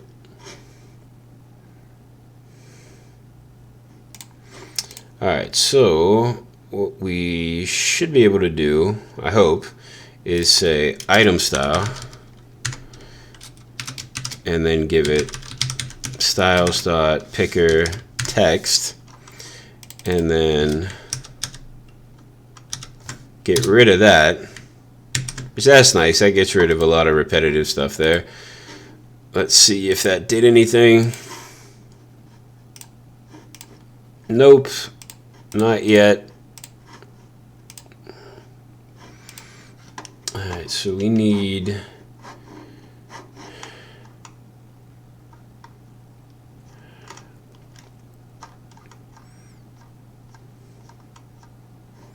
alright, font family is included there. Interesting. Text styles. Picker style type.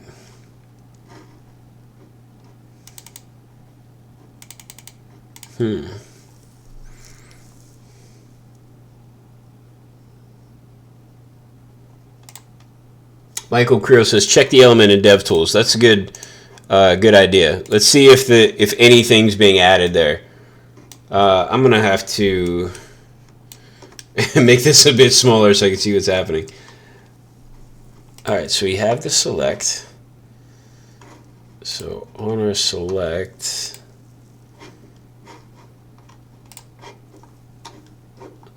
font family, we're at, it's probably getting covered up. No, it's there. Okay, so it's just giving us the default system UI. And then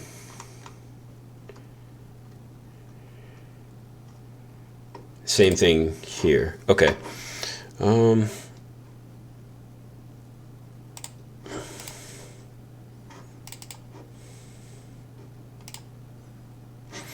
Let's just see if we can get an example to see if my implementation is wrong. So let's do what was it called? Item style.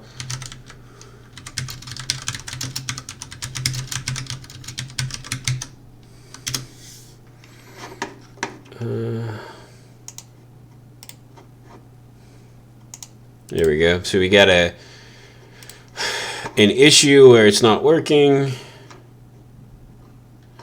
But what this should give us is an example. Oh, item text style. Did I miss that? Was that an option? Huh.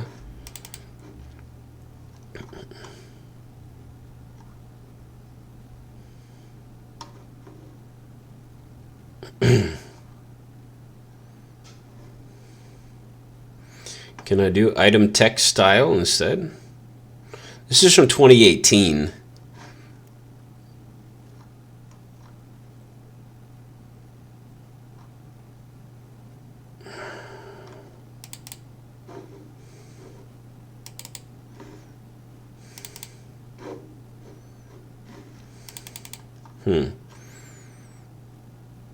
I'm going to try item text style just in case, because if it works, it'll be the easiest solution to this, even though it wasn't in the docs.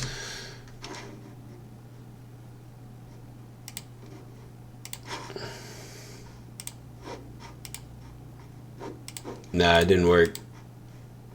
Yeah, and it's not recognized. Okay. Style. So they're using item style, and they're trying to do font family.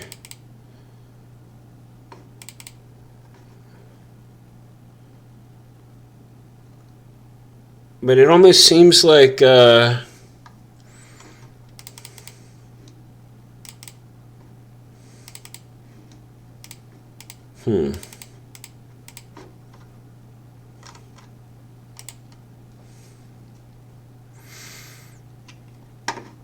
I wonder if it doesn't want me to use. Let's try this. I'm gonna try one more thing on here before we just go back to our original idea.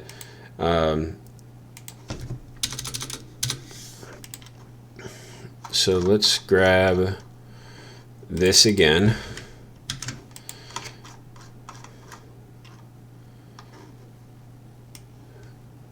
And we can put in inline styles as an object here and see if maybe that works. Maybe like there is something wrong with the way it, I mean, I find it hard to believe that it wouldn't work with React's implementation of the style sheet, but maybe. Yeah, see, it's not working.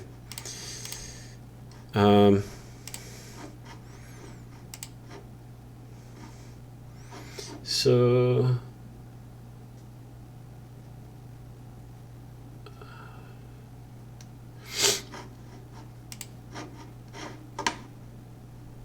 all right, so my timer went off. I'm going to go back and answer some questions now. For this, though, at least for now, I think I'm going to go back to... I'm going to get rid of this for now. And I'm going to add... Since we already have basically two styles listed, I'm going to show you how to use two styles. So if we just put a these square brackets to make an array, and we pass in an array to the style, and we can say styles dot picker text as well, it should take both styles and combine them, and that should work. We'll get that warning again, but see, we have the font we want now, at least in a web browser. So this works like that. We get this warning though. Now, if we get to the point where we want to run this on a phone and we still can't find a good solution, what we could do is just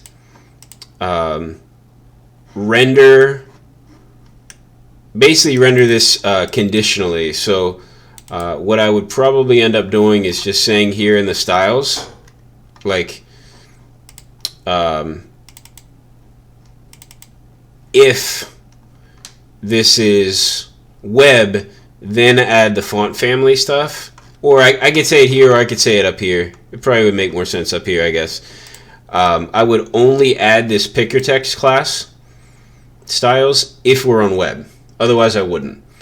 Then it should render on a cell phone. Now, we wouldn't get the correct text, which is an issue. But let's say, like, worst case scenario, we can't figure out how to add the correct font. At least it would run, right? Which I think that's kind of cool about React Native, and then especially React Native Web, is that you could very easily, like, line by line, say, all right, use this if you're on the web, use this if you're on native, and you could even say use this if you're on iOS, or use this if you're on Android. So you have kind of like that level of control into how you want to do things. It's kind of nice because you don't have to write a ton of extra stuff for each platform. You just tweak it here and there where you need it. All right, cool. So let me scroll up and answer some questions.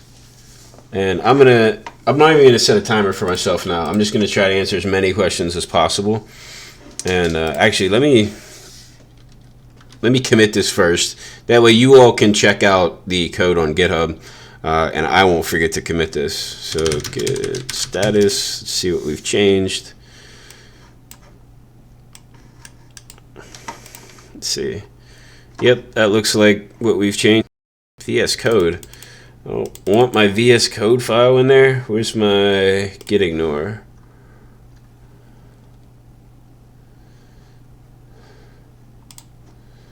Miscellaneous.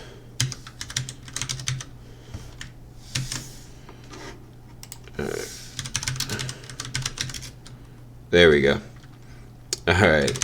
So we'll do git add, and I'm going to just add everything. So git add period. We'll add everything. We can do a status again just to double check that we in fact are ready to commit all these things. Then we'll do a git commit m, which, and we're going to put the messages, and we're going to say I just prefix it with feat for feature. So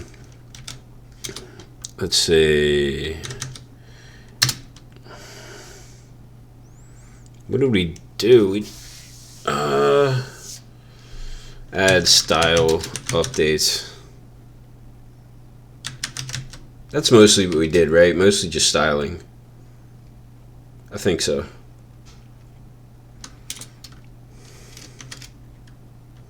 I know we did that SVG thing as well, but that'll be pretty good for now. Git, and then we're gonna push origin master. Probably could just say git push since we're on the master branch, but like when I'm at work, I never push directly to the master branch, right? I would normally be on a separate branch. I would push that branch up, and then I would submit a pull request, and that pull request would have to get reviewed before it went in. That's more of like the normal way you would work if you had a team of people. All right, but for a solo side project like this, I shouldn't say it's solo. Other people have already made contributions to this project, and you all can too if you'd like. Feel free to fork this, clone it, and make any contributions that you want. That's awesome and welcome. But you know, definitely like make a separate branch and do it like that. Since it's my project, I'm just doing stuff right on the master branch. But just so you know, like your own project, it's fine. If you're working on somebody else's project, you probably want to create another branch. And like at work, I can't even actually push on the master branch; it's locked down. So couldn't do it even if I wanted to. All right. Anyway, let's get to the chat. And I've been like squinting trying to read this chat, and it just now occurred to me like, oh, why don't I just make the font bigger? So, obviously, that would be better, right? All right, Samuel has a question. What's the difference between JS and TypeScript? So JS, or JavaScript, is not a strongly typed language, right? Which means kind of like this is going to be an oversimplification, but basically when you do something in JavaScript, like if we have a variable in JavaScript, we can just assign it to whatever. So I have this constant, right? This is a function. I have trying to make these are actually all pretty much functions, so I don't have a good example. Trying to find one that's not a function, that's actually something other than a function. So basically I could have this constant I could assign, and right now it's a function. I could make another constant and it could be a string, another one could be a number, a boolean, right, an array, an object. They're all constants. In other languages you can't do that. I couldn't just say constant and do that. I would have to say int for integer, right? In some languages, I would have to say exactly how many bits, right? It would have to be like int 32, right, for 32-bit. If I wanted to have a string, I would have to say string and assign it to a string, right? So when you basically, JavaScript doesn't require you to say what type something is when you declare the variable or when you assign the variable. And here, the way we're doing it here, we're actually declaring and assigning a value to the variable at the same time.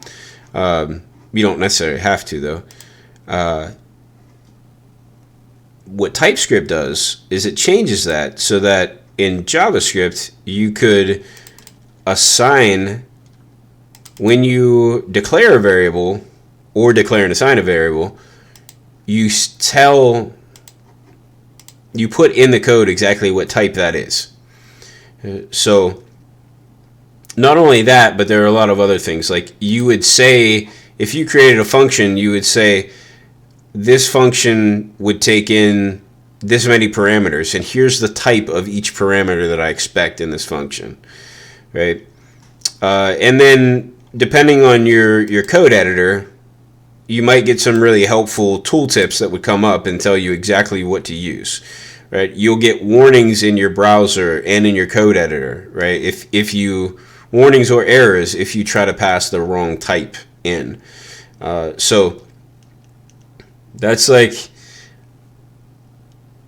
I'm probably skipping some important stuff, but basically that's what it does. It takes JavaScript and it adds onto it to make JavaScript behave like a more strongly typed language, which would require you to not only declare your variable, but say what type your variable is right away. So I like it.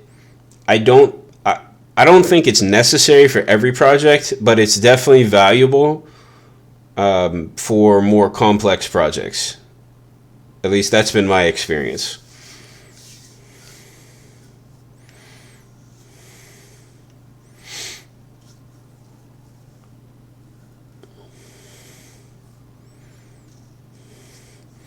Let's see. Oh, it looks like you all already answered what TypeScript is in the chat, so I should have read along. But hopefully, anyway, it was helpful to somebody, my explanation.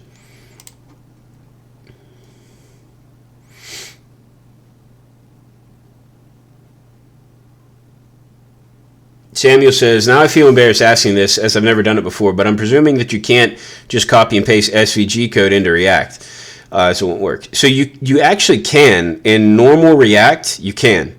In React Native, you can't. Okay, so if you look, I didn't really go over this, but if you look at the difference here, so let's do split screen here for a second, and let's do one side. So like here is our two SVGs, right? One is a normal SVG and one is the React Native SVG. So if you use this React Native SVG library, it gives you components based on what a normal SVG would have. So in this case, we have the SVG component and the path component. So basically, you just take what would work in normal React and in HTML, SVG and path all lowercase, and you switch them over to use these components instead. And it basically works. There's a few other things, I believe, like with these attributes that may need to be changed.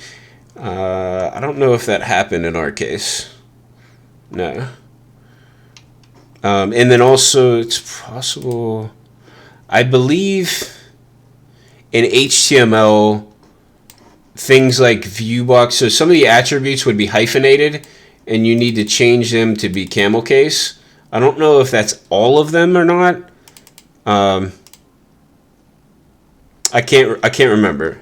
But those are the only things that I think you would need to change for regular React. But then even for React Native, there's not really a lot that you need to change. And if you use a converter like we did, it's very easy. So I actually have been using a converter on anything. I just leave it open all the time. I used to do it by hand with like very small SVGs. But you could see like with larger SVGs, it's much faster to use a converter. But anyway, that was a really good question.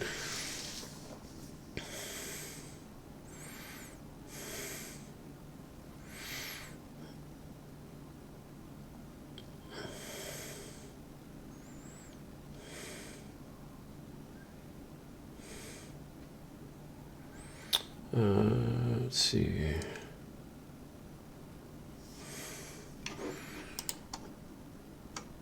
Trying to find the next question. It looks like there's a nice little kind of conversation going on in the chat, but no questions directed towards me, so I'm scrolling down a bit.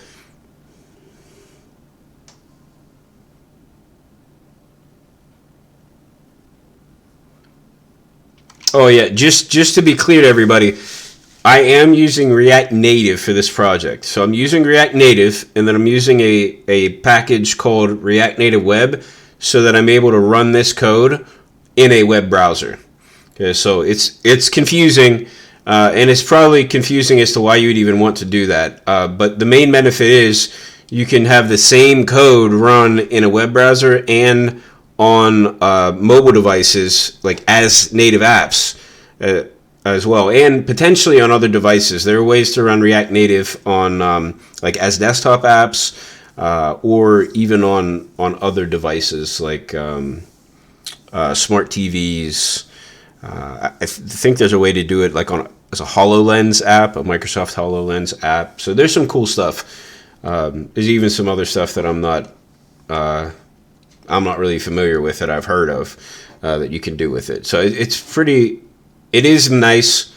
And in particular for these live streams, it's nice because running Xcode and the iOS simulator or the Android Studio and trying to simulate stuff so that I could show you on the stream, it takes a lot of resources on the computer and it would cause my frame rate to drop. So it's not really doable on a live stream, at least unless you have a really, really good computer.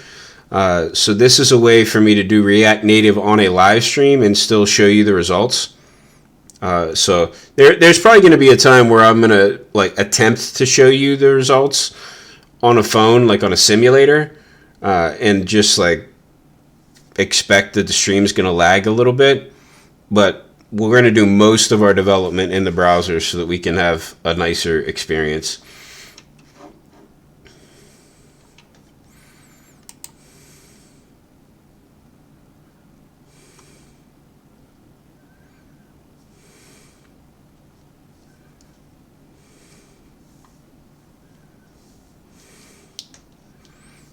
Looks like a lot of people are joining in the stream at different times and saying hello and Happy New Year. So hey everybody, Happy New Year.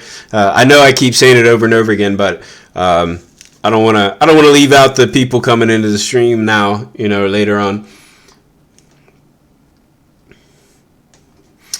Samuel was asking about the game mechanics of the game we were playing. Like, what do you have a game over? Like, what actually happens? So right now, the way the game works is, I believe you will only ever get, like, if you keep answering wrong, I think you only get up to 6 enemies. Yeah. Right now it only goes to 6. That's basically because, like, you can see if I put more than that, things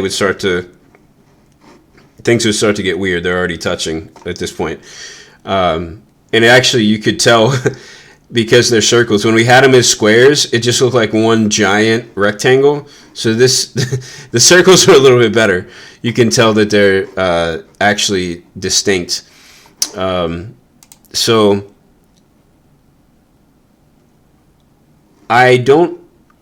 there wouldn't be necessarily a game over.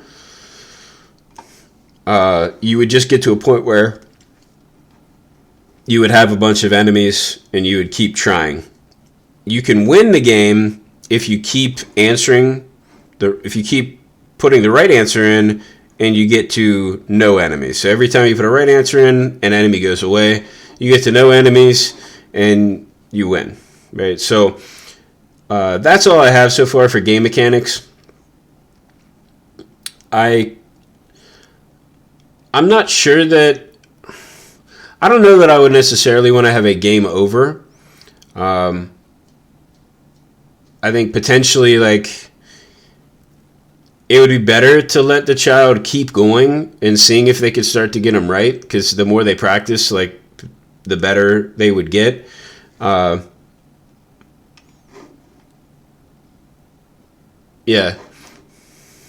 I could see that. If they really just wanted to start over, they could just refresh the browser tab.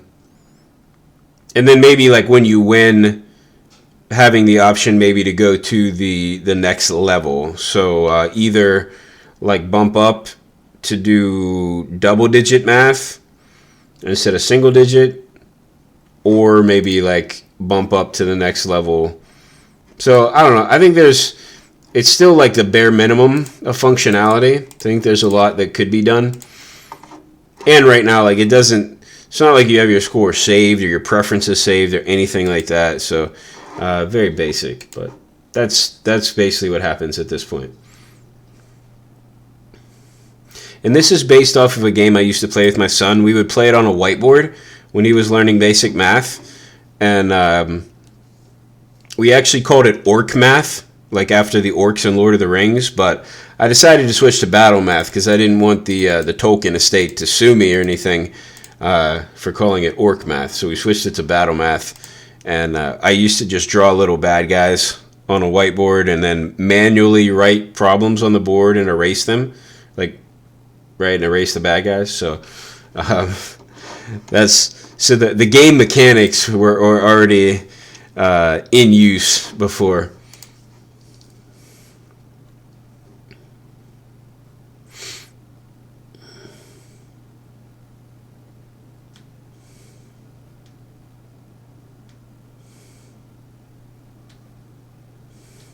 Oh, Levi asked a good question. Don't you need a semicolon at the end of those lines? So if you see the code, like, I don't have semicolons pretty much anywhere.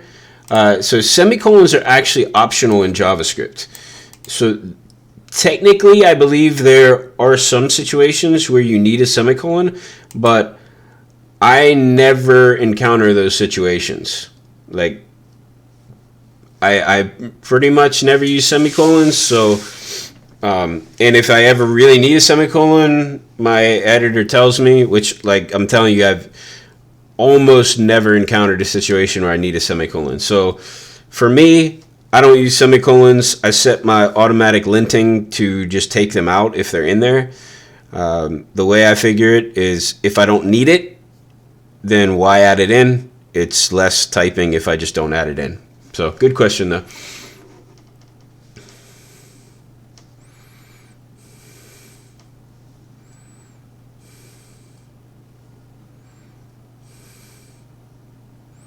Levi says, Free Code Camp lied to me then about some. Yeah, a lot of the beginner tutorials will have you put semicolons in. So, like, technically that is, like, the standard for JavaScript is to put semicolons in. But in reality, you don't need it. Like, browsers understand it without semicolons. So, whether or not that was ever intended, I don't know. But it's just the way things are in JavaScript that you can write it without semicolons and everything still works.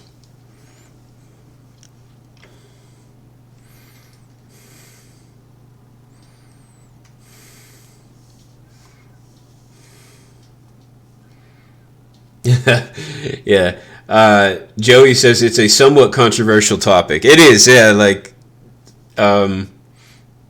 yes, writing semicolons or not is controversial. For all of my projects, like if I have control over code styling, code style, then I just have it automatically set to remove semicolons.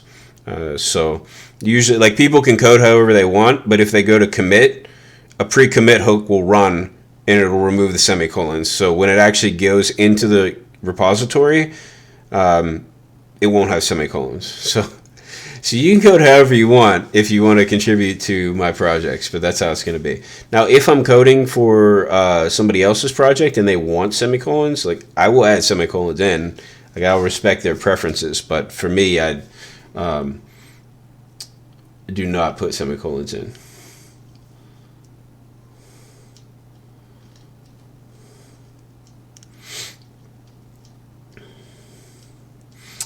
Samuel says, silly question, but why are you using React instead of vanilla JavaScript for this game? That's actually a good question. If I were just planning on doing this in the browser, I could definitely do this in vanilla JavaScript, and it would work, and it might, like, it would probably be entirely doable. It's not a complex thing. I do it in React Native because I would like to use this on a phone, like a mobile phone. So React Native will let me turn this into a native app and, like, have it on the App Store and stuff, right? Like, I'm not attempting to, like, sell this or anything. I just think it'd be cool if my kids could play this on a tablet or a phone. So that's why I was doing it. Also, like, I use React and React Native at work, so it's like a way for me to try out new things on something that basically there's no consequences if I try out something new and mess it up here. As opposed to work, it'd be a little bit different, right? So this was one of the first apps that I really used the context API and React hooks on and stuff. So it just gives me a little extra practice. Good question, though.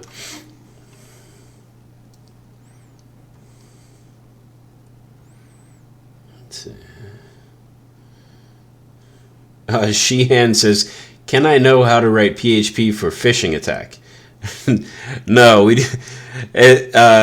FreeCodeCamp is not the place to go to learn how to do phishing attacks. And unless you are getting paid by a company to test their security, it is probably not a good idea to be doing phishing attacks.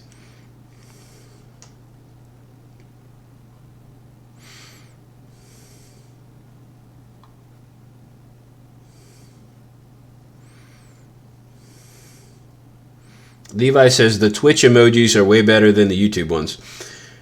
I'll have to check out the Twitch emojis.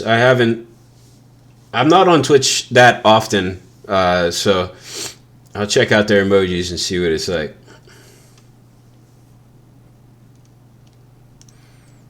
Levi says the chat is more like a Q&A than a chat. Yeah, it ended up being more like a question and answer session.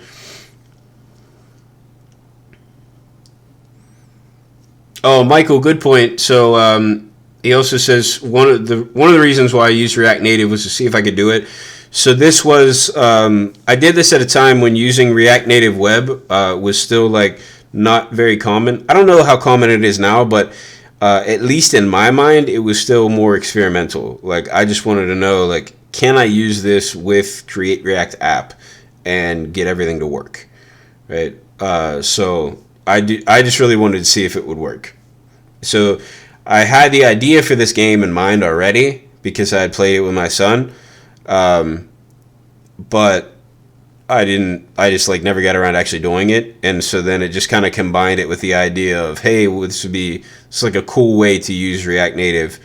So that's why I tried it. And then we ended up, like, we used React Native Web with React Native at work as well. So I believe, I'm trying to think what I started doing first. Now I don't even remember. I think it was almost simultaneously that I was developing this and testing it, and we were doing it at work. But anyway, yeah, definitely not necessary for this project, but it was a good opportunity to test out some new stuff that I was learning.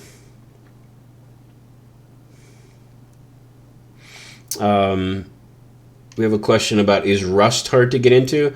I've never tried coding in Rust, so I have no idea. If anybody knows anything about Rust, let us know in the chat. Oh, cool. Levi says the noise is gone now. So I'm not sure what that noise was, but glad it's gone.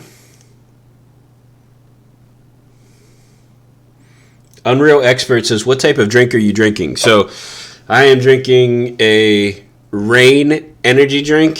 This is Carnival Candy flavor. I believe I went with Carnival Candy flavor because it was the cheapest flavor on Amazon. And I just put this on my subscribe and save. This is like my pre-workout drink. So I don't drink these every day or all the time. I lift weights 3 times a week. So I wake up early and I drink one of these on the way to the gym. And that gives me a boost of energy. So that's what I'm drinking. Also, drinking water, which I should probably drink. Your mouth gets like really dry when you are live coding because you talk a lot, right? So, anyway, let's see. Anything? I don't really know if these things are good for you or not, so I just want to put a disclaimer. Like, I don't officially like recommend this to anybody or not. Like, but it feels like it helps me get awake in the morning when I work out, and then also like if it's getting late, if I need to drive somewhere late, I'll have one. If it's like an emergency and I need energy, I'll have one.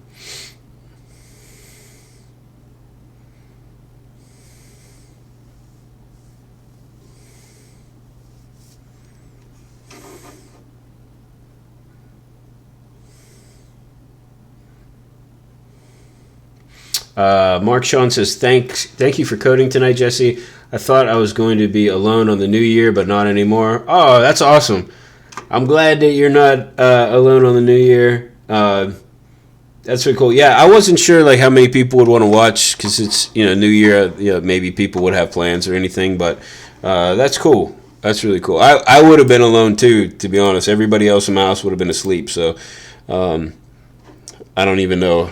I would have either been asleep or would have been by myself, probably checking out what everybody else was doing on social media and waiting for the new year. Sammy says, I must say, like Mark, thank you, Jesse, for doing this tonight. Oh, you're welcome. This is cool. I like it. Well, like I said, I said this at the beginning of the stream, so a lot of you probably missed it, but it was maybe like at least 4 years ago, maybe 5 years ago, I was myself alone on New Year's and saw Quincy, who's the head of freeCodeCamp and the founder of freeCodeCamp, doing a live stream, and watched it and thought it was really cool. And I had done some lessons on freeCodeCamp before, and that was like my first experience with a coding live stream. And years later, I remembered it, and it was like kind of inspiration for me to get it started. And it's crazy that I'm live coding for freeCodeCamp now on New Year's. And anyway, so I'm really cool that I could do for you all kind of what Quincy did for me back then. And anyway, so it's cool that we all get to hang out. World Changer says how to donate. Go to freeCodeCamp.org and follow the directions on there if you want to donate to Free Code Camp. And like I said, that money doesn't go to me. I don't get anything. So, like, we don't even do ads on YouTube. So, like, we don't get any money for that. There's just a few people that do, like, very important work for Free Code Camp, like making sure the servers are running and stuff like that, that are actually paid. Like, I believe over 90% of us are just volunteers. So, if you want to donate in any way in time or money, like, that's awesome. Levi says, I'd like to volunteer, but I think I'm way too young. Free Code Camp doesn't accept teenagers, do they? I don't think age really matters, to be honest with you. I think if you, like, there's a lot of different ways to contribute, and so you definitely could. Like, there's the Free Code Camp forum is probably one of the easiest places to contribute. You can just go on there and be active on the forum. There's a blog. Free Code Camp has its own blogging platform now, so you could post blog stuff on there. There is obviously the YouTube channel. Then all of the Free Code Camp source code is open source, so you could set up a profile on GitHub and work on some of that code. Even little things like writing, correcting typos, that aren't necessarily code, are still very helpful. So there's just so much stuff that could be done. There's also like a Free Code Camp. I forget what they call it exactly, but basically it's like documentation for every different type of coding thing you could think of. So there's a ton of different ways to contribute, and so just kind of check it out. And like I said, don't let age, stop you. I think if you have good stuff to contribute, then Free Code Camp will probably want it.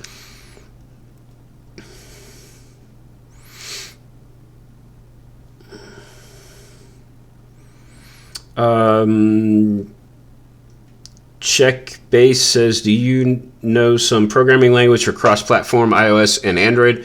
So actually React Native, which is JavaScript based, lets you do cross-platform iOS and Android. I'm trying to think. Does Flutter? I'm so kind of behind on learning about Flutter, but does Flutter let you do Android and iOS? I know it does Android, but are there any Flutter people on here? Let me know if there are. If it does iOS.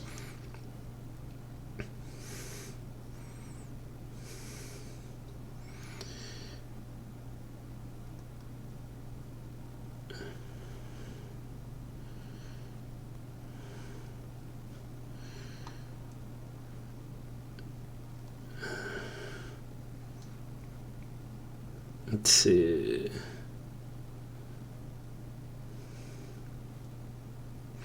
All right, Xavier. I'm not sure whether it's Xavier or Xavier. Let me know how you want me to pronounce that. I've heard both, so let me know, and I'll do my best to remember and pronounce it correctly. But anyway, the question is, what if you've been working as a developer for a few years but can't put up code to GitHub to share with other employers?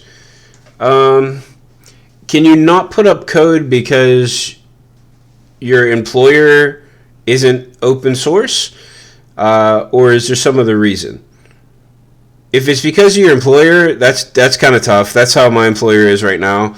Your only option really is to, you could convince your employer to do some open source stuff, which may be difficult, or you could do some side projects on your own, which also can be difficult if you don't have a lot of time to do it.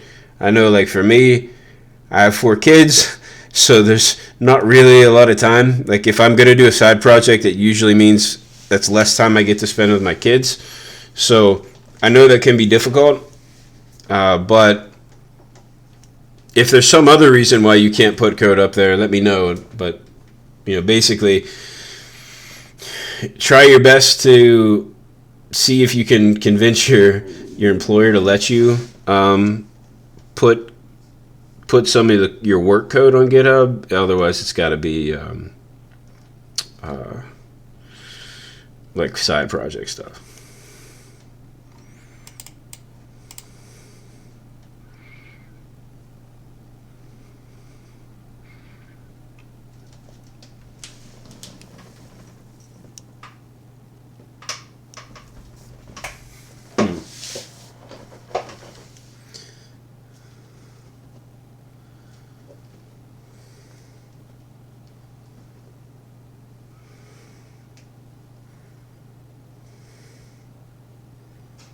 So I've been trying to find a question. There's a lot of back and forth here.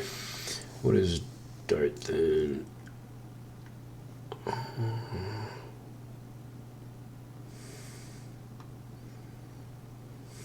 Oh, okay, I got to the point where we were all voting on circles and squares. So let me you scroll through that.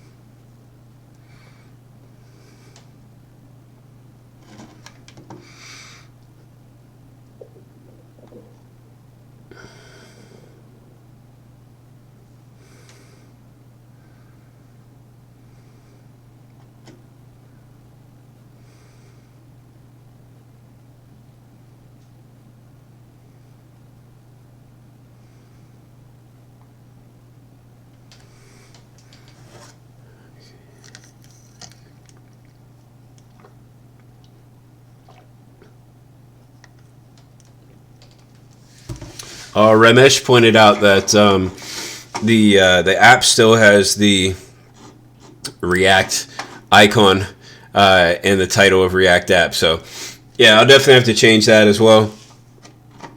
I don't really have another icon though that I could put there. I don't have an icon for the game, but that's something I'll have to have because if I want to put it on an app store at some point, I'll need a little icon. So I'll have to think about what I want that to be.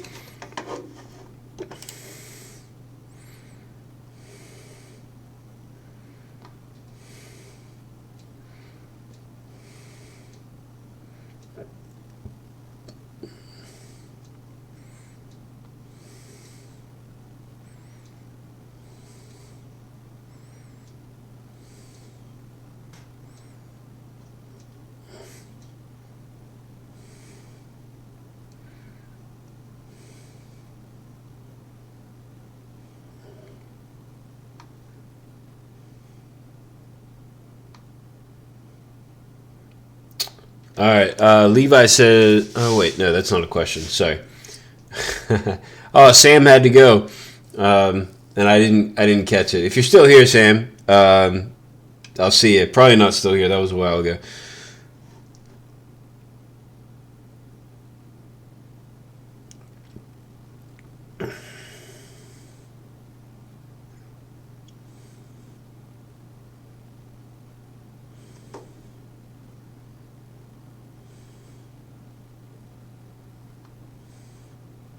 Alright.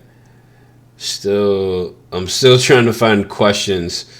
There's a lot of like back and forth talking in the chat, which I love. I love when you all interact with each other. But it's hard for me to find actual questions.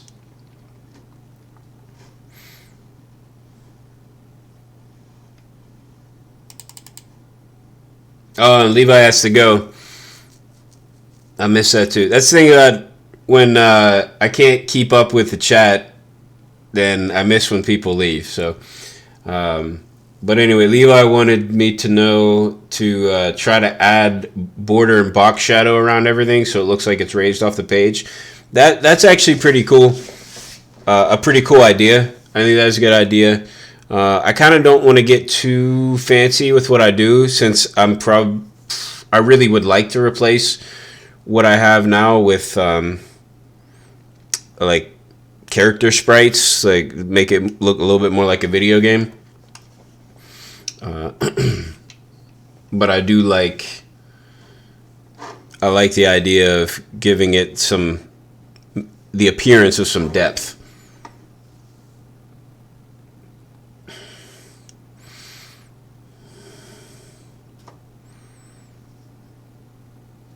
Let's see. We have a question. Does anyone know if the stream will be saved? It will be saved.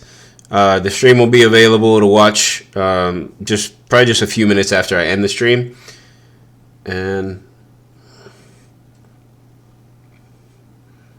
let's see. The project. Some questions about explaining the project. This is a math game for children that we're building with React Native. React Native is like a JavaScript library.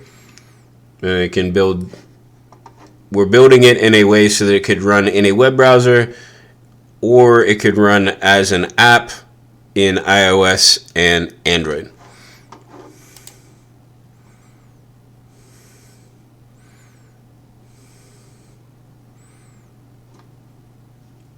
Spence wants an opinion on learning C for a first language. C is pretty low level. If somebody asked me what language they should start with, I probably would not say C. There's a lot of stuff that other languages kind of do for you that you have to do manually in C. So the learning curve might be a little bit harder. I personally think JavaScript is a decent language to start with because you don't need anything extra to run it. Like, it just runs in your web browser. It is pretty forgiving. Like, you can kind of mess stuff up in JavaScript and it'll still run. Like, you can get it to run. Other languages, like, sometimes there's a lot of compiling involved. Like, you can't even see what's going on.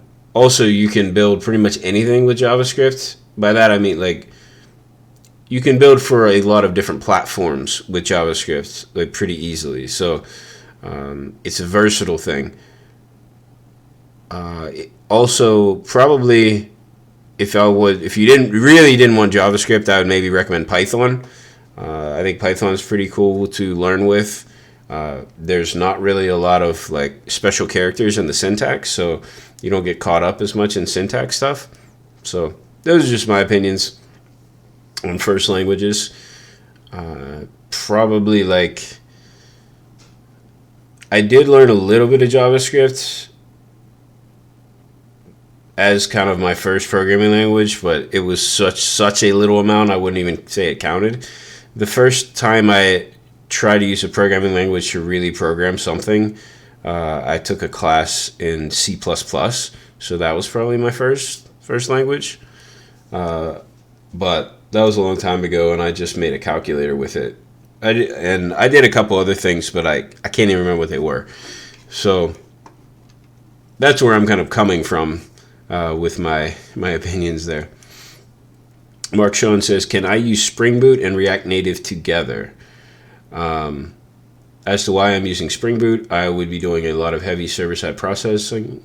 I'm not 100% sure. I know people where I work use Spring Boot, but I've never worked with it directly, so I'm not really sure if you could or not. I believe there are people where I work, some teams that are using them both, but like I said, I'm not 100% sure on that. We got a question. What do you think about Expo? I love Expo. Expo, which is EXPO. Expo is a way to, it's kind of like a helper library for React Native. It makes some React Native things easier than what they would normally be if you're just using just straight React Native. So I love Expo. I definitely recommend using it for any React Native project. Try to use Expo. If for some reason you're doing some crazy thing that isn't supported by Expo, then you can always eject it if you need to. But Expo just provides some really cool stuff. Makes things easier. It makes like even things like just running your stuff locally. It makes that easier. So bundling your app for the App Store. There's a lot of like helper components that you can use. So Expo, I really like it. especially now that it has web support as well. Expo is definitely the way to go.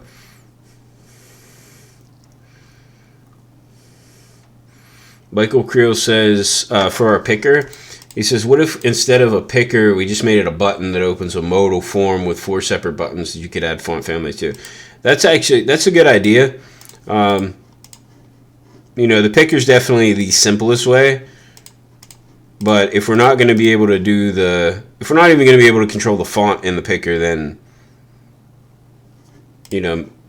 maybe we should go with something else.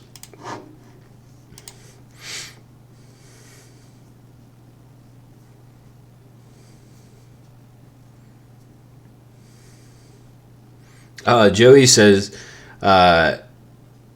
we were talking a few minutes ago about semicolons in JavaScript, whether you use them or not. So I don't use them. Joey says Joey says, I do the opposite. I often write JS without semicolons and have the editor or ESLint insert them when saving. So for me, I always have the editor just take them out, and I never write them either. So you haven't put them in. So that's kind of interesting, actually. That would work for me, especially if I'm working on someone else's project and they want them in there. If I were to just not... Actually, that is what I do normally. I believe the last time I worked on a project, I did have the editor. I didn't have the editor do it. They had it set up so that the project would automatically put them in. So I didn't have to do it when I wrote the code either. So that is a good way to do it.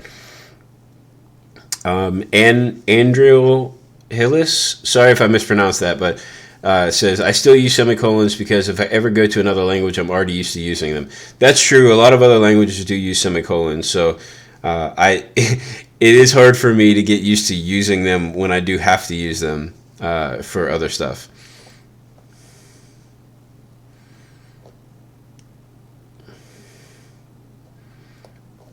Micah also has the editor add the semicolons in. Amber Steph says, hello world. Hello, how's it going? Welcome.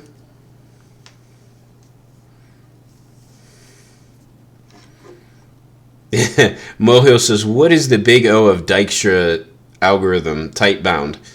I don't know enough about Dijkstra's algorithm and its big O notation to answer that off the top of my head.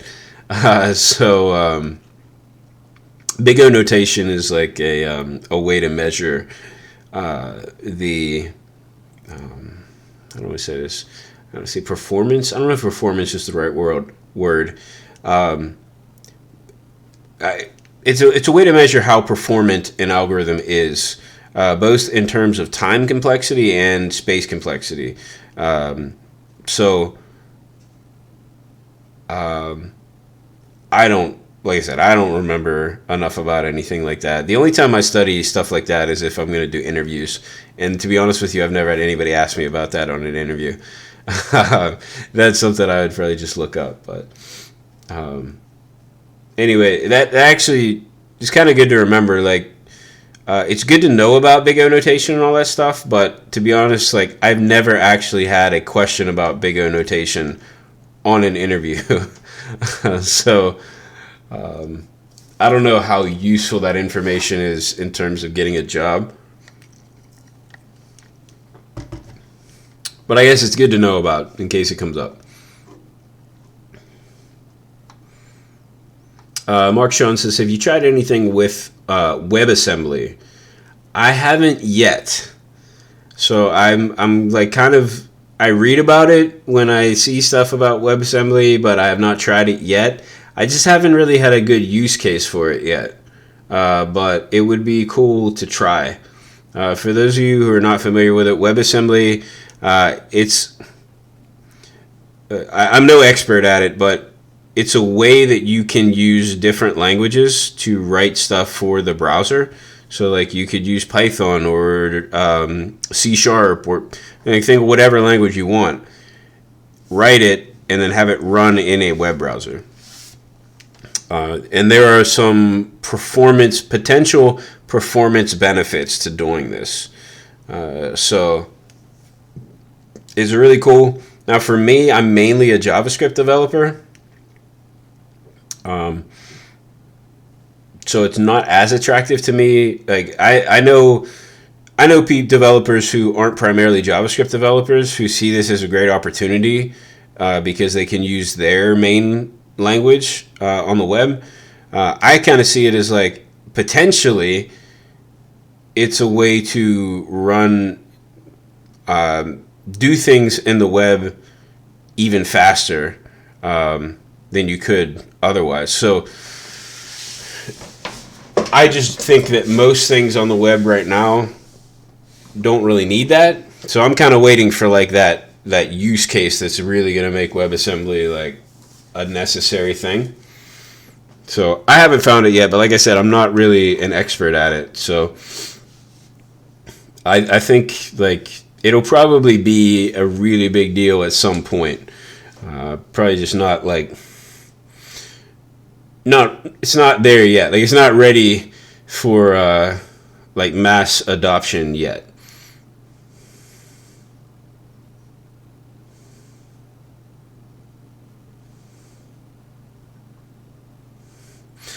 Joey says, Jesse, I tried live coding a while back and I'm a terrible host. You're much better at it. I don't know. I just keep talking. I don't know what. I've also been doing it for a long time. This is like 2 years of live coding. So many hours of live coding. Let's see. Ramon says, hi there from Iran. Hey, how's it going? Thanks for joining us. Ultimate Greg says, more live coding sessions. I'm loving it. Awesome. Network host any Area 51 says, my house is already asleep. They said they'd hang with daddy, but my son said he wants a Raspberry Pi to code and network engineer like me. That's cool. Yeah, that's what I assume everybody in my house is asleep. I haven't heard any noise up there. It's definitely past everybody's bedtime. Oh, it's almost midnight here, so it is 11:53 p.m. I'll have to remember to check this clock when it hits midnight. Let's see. Lonnie Bulldozer asks if I'm drunk. Actually, I'm not drunk. So I did have a drink earlier before the live stream. So my wife got me everything I needed to make a Manhattan.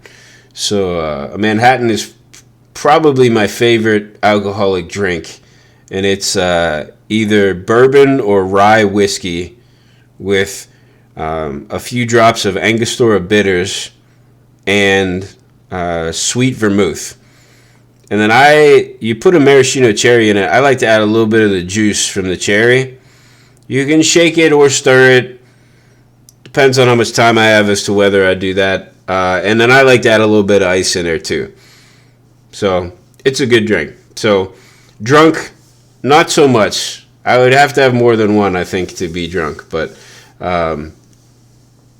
it was a nice drink. She went out earlier and got treats for the kids and stuff for New Year's. Let's see.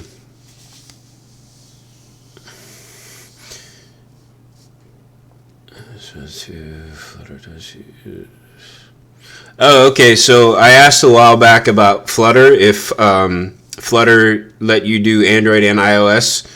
And it looks like Flutter does let you do Android, iOS, and web.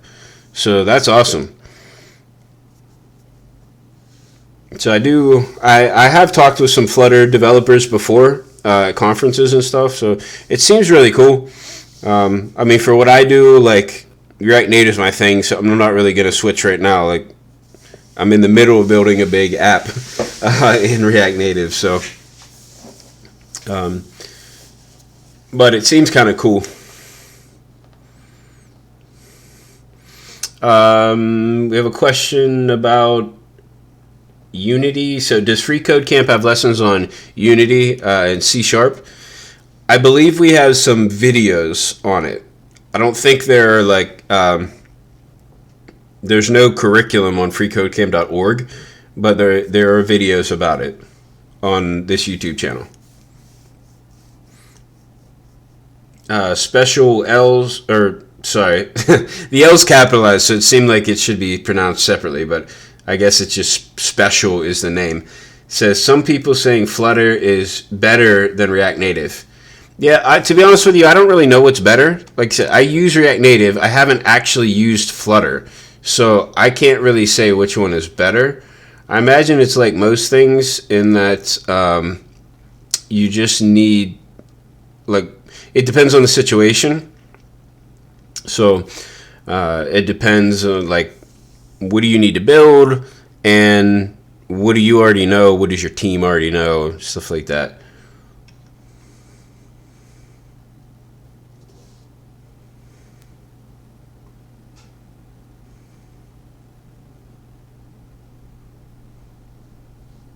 Lonnie Bulldozer said you're sweating. Maybe that's why Lonnie asked if I was drunk. Am I sweating? To be honest with you, I have like oily skin, right? Like, I don't know if anybody deals with it, right? Like, some people have really dry skin, they got to use lotion. Like, I never need to use lotion. Like, at the end of the day, I'm just like, just so much oil on my skin, so I probably look super shiny. So it's really cold right now. I'm in my basement, and I turned off the heat so the furnace wouldn't run because it makes too much noise. So I'm actually really cold, but because it's the end of the day, like, I have this oily skin, so that's probably why I look like I'm sweating. All right, 3 minutes until the new year where I'm at. Almost.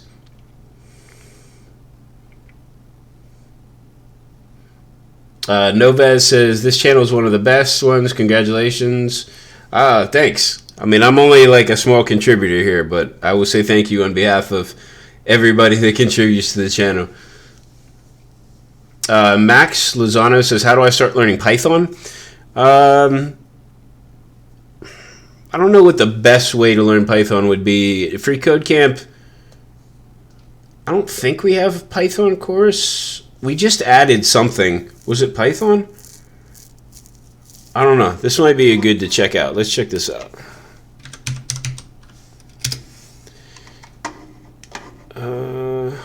Where's our curriculum? All right.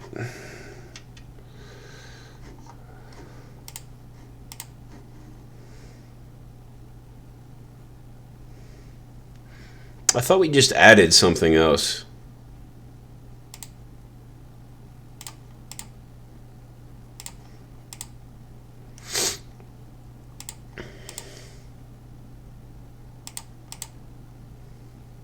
I don't know, maybe it's not added yet.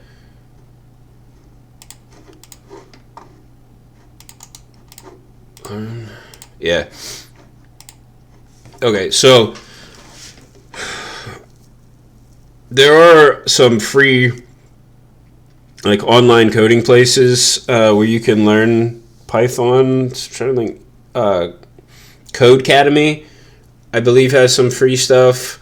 Udacity has an intro to computer science course that uses Python that's free. So check those out. Christy Jensen says, thoughts on women in programming. I'm studying computer science. Sometimes I'm the only female in my class. Oh, no. Well, it's too bad that you're the only female in your class. I didn't go through a computer science degree, so I'm not 100% sure how things work in computer science. But I do know, I think now is a good time to get into programming as a woman. My wife just got into the programming. Hey, it's midnight, so Happy New Year. Just hit midnight here on the East Coast in the United States. So everybody in the Eastern time zone, Happy New Year. Yeah, I'm in 2020 now, like a lot of you watching. So I want to say, like, cheers or have like a glass of champagne, but I just have this water bottle, so Happy New Year. So Christy, back to your question. The reason I say I think it's a good time to get in now is because people are making, I think, more of an effort to, so number one, people are realizing how hard it has been for women to get into tech, into programming, and they're starting to make an effort to make things better. So, for instance, when my wife was starting out, she got a scholarship to a coding boot camp, and she got scholarships to go to conferences because she was a woman trying to get into programming, right? So there are opportunities like that for women that I think can be helpful. Okay. Also, there are companies that are actively trying to hire more women. So I think it's like there are definitely still places where it's difficult. Like I hear stories about that, but then also know like my wife has had a very good experience so far. She didn't have any problem at all finding a job. She works remote. So yeah, that's my thoughts on it. Like in terms of like where I'm coming from too is like there's no intrinsic reason why a woman couldn't be a good programmer, like as good or better than a male programmer, right? Like so, I don't have any weird thoughts like that, right? So, but I do realize that there are some like the way things are done at some companies makes it hard for a woman to like just be there and exist, right? So I think it's getting better. There are some places that are better than others in terms of like just being a good environment for women to be in. Definitely remote work is nice, not just for women. I think like it's great for everybody because like that environment factor is brought down to a minimum. Right? You don't have to actually be there every day and like be around people for better or for worse, right? So there's a ton of remote opportunities, but then even then, like there's opportunities where just the environments are getting a lot better. So I hope that answers your question. Hang in there in your computer science classes. I know that's tough. I don't know, like I just can't imagine that feeling of number one being female because I'm not a female, right? But number two being the only female in the class, so that's tough. I've been like on the other end, like with my degree is in economics. There were some classes where there was only one female in the class. In economics classes, she always held her own though. It was a small group of us that kind of all had the same classes, but I imagine it probably couldn't have been easy for her. But anyway, hang in there, get through it. There's a lot of cool opportunities, so try to take advantage of like the scholarship opportunities and stuff like that.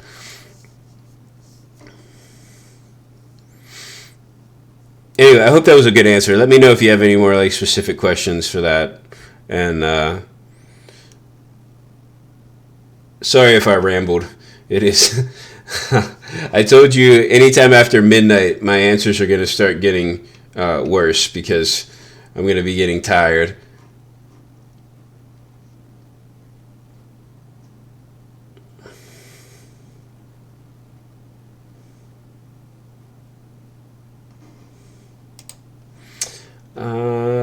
Sergio says, to be a back-end developer, what languages do you recommend learning first? It really depends on what kind of work you want to do specifically, or like what companies you want to work at. So if there are certain companies you really want to work at or a certain thing you really want to do, then you probably need to do a little bit of research to figure out like what you need, right? So for instance, a lot of machine learning stuff is done in Python. If you want to do like a lot of cloud type stuff, I believe like if you work at Google, I think Go is used heavily for Google's cloud stuff. If you like some companies are heavily .NET based, so you probably want to do like C# and .NET. Some companies are very based in Java. Some companies use JavaScript full stack. So I would maybe do your research. If you just want to be back end, then I guess it really, if you have no preference at all, it kind of doesn't matter. If you at some point would like to be full stack though, then JavaScript's not a bad option because you could learn back end and then also have that experience in JavaScript to do front end. But yeah, it really kind of depends on what you want to get into.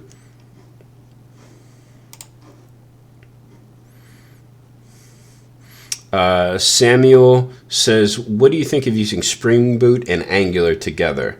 I'm not really sure. Like, I have not used Spring Boot myself, and I haven't used Angular in years. So I don't know. I don't know enough about either one of them to give you a good answer.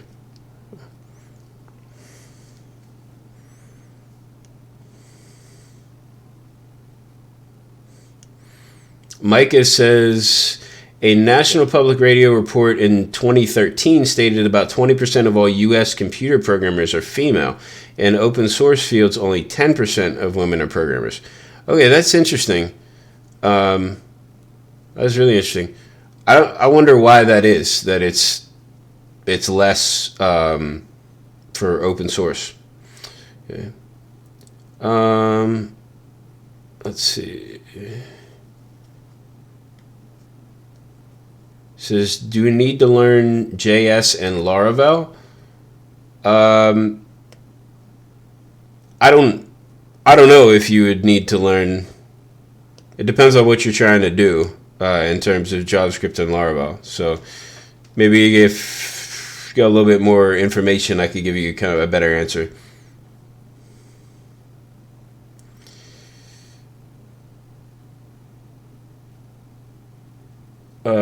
Sujay says, is anybody interested in Google Summer of Code? If so, what projects are you interested in? I'm not really sure. I've heard of Summer of Code before, but I'm not exactly sure what it is. So I guess I'm kind of interested, but I don't know what it's about. Mark Sean says, Jesse, your explanation of Big O was perfect, including time and space. Oh, cool. All right, so I guess I still remember. I remember it correctly then.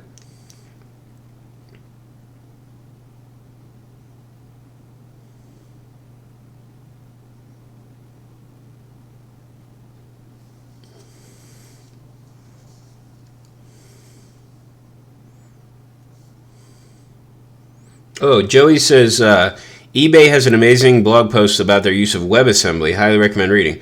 All right, cool. I'll have to try to find that. We were talking about WebAssembly a little bit earlier, and I said I am intrigued by WebAssembly. I'm just waiting for like what's the practical application where like there'll be a really good use case, you know. Mark Sean says, if you check out WebAssembly's website, there are use cases. All right, cool. I'll definitely have to check that out then.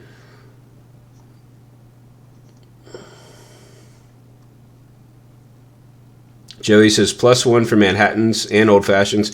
Yeah, a Manhattan is very similar to the drink, the Old Fashioned, which I also enjoyed that. So I enjoy them both. Both are really good drinks. If you're into whiskey-based drinks, they're very good. Joey says, no, not shaken. Yeah, you can't. I know that some people have strong opinions about stirred versus shaken drinks, but I used to be a bartender at one time, so I definitely appreciate the differences between a stirred and shaken drink. But I like to be, I'm going to be 100% honest with you. In terms of taste, as long as everything is cold enough that the shaking with ice doesn't water it down too much, in terms of taste, I think shaken drinks are generally better, right? Because of all the oxygen in the drink, it it does something for the flavor, right? Stirred drinks are better for presentation because it keeps the clarity. And I will say there's less melting, so less watering down of the drink. Right? But like potentially if you were to keep all your ingredients chilled, when you shake it in the ice, you could minimize the melting, and so you wouldn't have a watered down drink. So like it just kind of depends. Like if I was bartending, I probably wouldn't shake it. I would want it to look clear and nice. But for myself, I shake most drinks if I want to take the time to shake it. So anyway, sorry, this is a coding stream. Sorry, I go off on my drinks.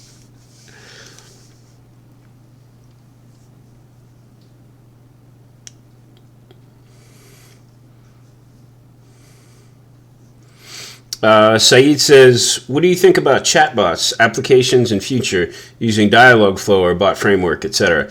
I don't have a lot of experience with programming chatbots. I did make an Alexa skill once, but I don't have a lot of experience beyond that with programming chatbots, but I'm really excited about it. I own a lot of like voice chat devices, and I really like it. I use the Google has this call screening feature for your phone, and I really love that. So I'm kind of excited for where that goes, to where like chatbots, either text-based or voice-based, become like nearly indistinguishable from people. And like I don't want it to be like in kind of a weird way where you don't know if you're dealing with a person or a bot, but just in a way where like I can talk more naturally to a chatbot and do things. I think it's going to be really cool, and I'm looking forward to it, just in terms of like the future of it. And I think it could be applied to so many things. In terms of programming it, I'm not really up on the best stuff. So like Dialogflow, bot framework, I don't have any opinions on that. I don't know enough about it, but I think that's the way. I actually have a, so beyond chat, I think brain-computer interfaces are kind of really cool, just like skipping the talking altogether and going directly to reading the brainwaves. So I have a brain-computer interface device that should be coming in a few days, and I really would love to do some live streaming about making applications that read your brainwaves and do things based on that. So hopefully I'll have more coming soon for that. I wish I would have had the hardware for this live stream, but it didn't come in. I think it'll be in on maybe this Friday, hopefully, if there's no delays in shipping.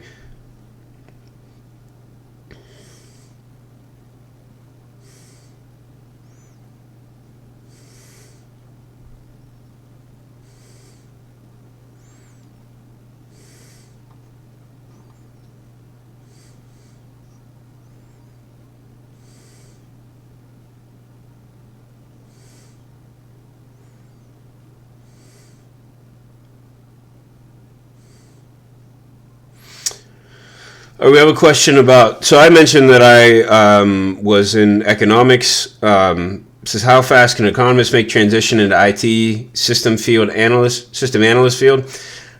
To tell you the truth, in terms of how fast can you transition, it's hard to say. Like making the transition into the field is all depends on like how fast can you convince somebody that to give you a job, that you're ready, right? So it's really, really hard to say. There are definitely people who take less than a year and make huge career changes and have good jobs in the IT field. There are people that take a lot longer. It really, really depends a lot on the person, where they're living at, what the job opportunities are like. So it's just it would be hard to say, but it's definitely doable, like within a year. All right, Christy says, thank you for that response. I think you're thanking me for the response. I assume the timestamps kind of line up with when I was talking about it. You're welcome. At least, hopefully, it was a decent answer to your question. Is it hard to learn Java? I only know C and Python. If you already know C and Python, I think you could probably pick up Java.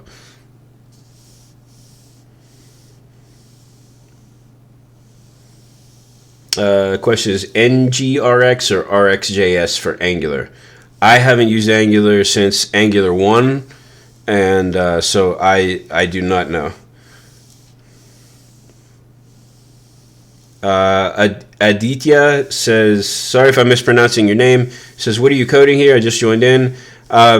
Actually, so we're kind of done with the coding stuff. We're just doing a little question and answer before I wrap things up. But we were coding, I'm trying to find my code. We're using React Native, which is a JavaScript library, to code in a game, just like a very simple math game to help children learn math. And we wanted to run on web, iOS, and Android. Oh, Joey says eBay uses WebAssembly for barcode scanning. That's interesting. That's really interesting. I definitely want to check that out. I'm doing stuff with barcode scanning as well at work, so I want to know more about that. Joey says, no semicolons and shaking your whiskey. Sigh. Sorry.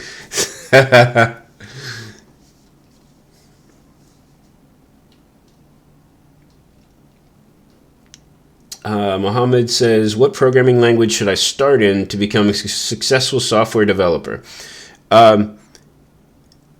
Unless you really know what you want to do, like machine learning or whatever, I recommend JavaScript because that's going to let you do front end and back end, and it's going to let you build for a lot of different platforms.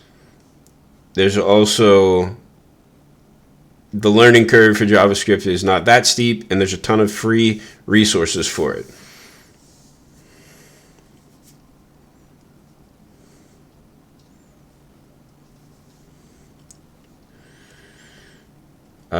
I have tried to teach myself coding through various means multiple times in my life, usually ending in failure. Any advice for a guy who wants to succeed but feels too dumb to keep trying?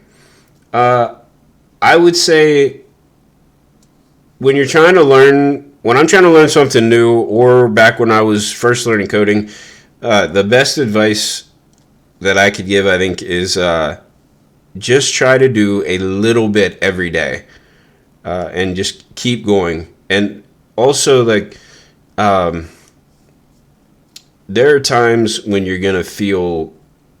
gonna feel like you just can't get it, like you don't know enough. Like, the more you learn, kind of like the less you'll feel like that, or at least when you feel like that, you won't freak out about it because you'll know it's normal.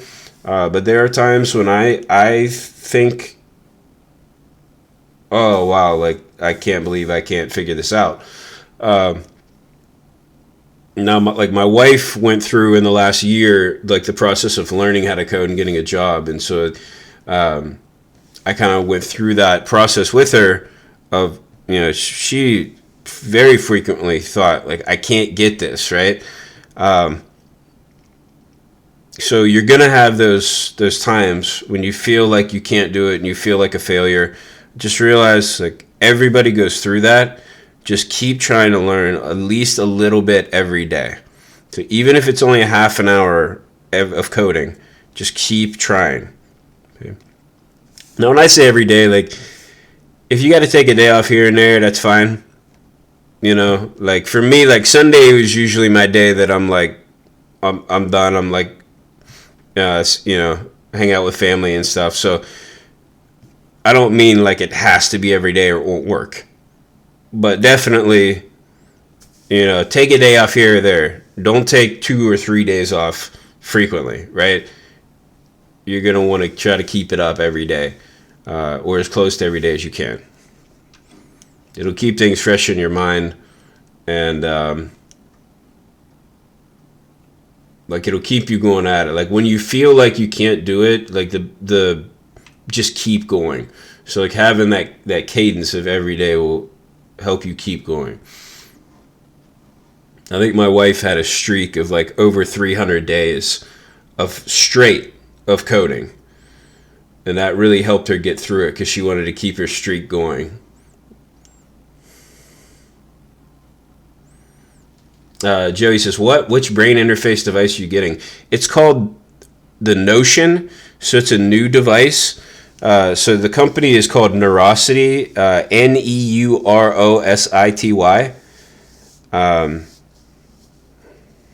I think it's... Yeah, I think that's how you spell it. Anyway, I got a developer kit. So I think I'm going to be one of the first people to get the kit. So you can request, like if you go on their website, you can put in your email to get on the list, like to get a developer kit. So I'm excited about it. I haven't used it yet, obviously, but it's supposed to be like pretty accurate, and I just keep having all these ideas about stuff I could do. Like, I don't know. It's going to be cool. I don't want to say too much. I'm getting really tired. I got to end the stream, but I really hope to be able to do some awesome stuff and like do some streams about it.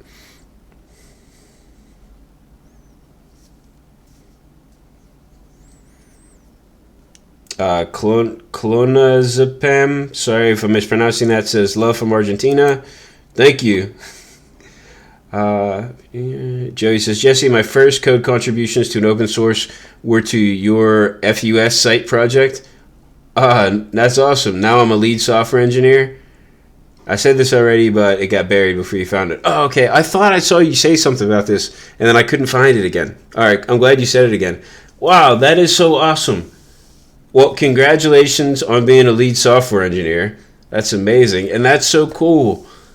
Oh man, I'm really like I'm so happy you said that. Thank you for saying that twice.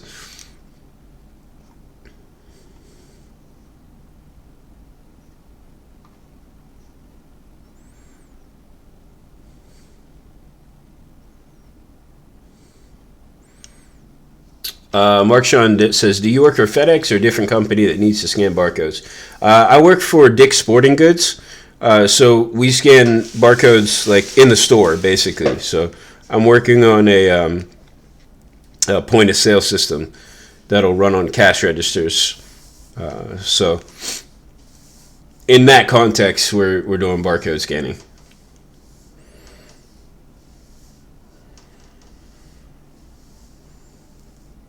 Shyam says, how can I stop procrastinating? That's really a tough question. Yeah.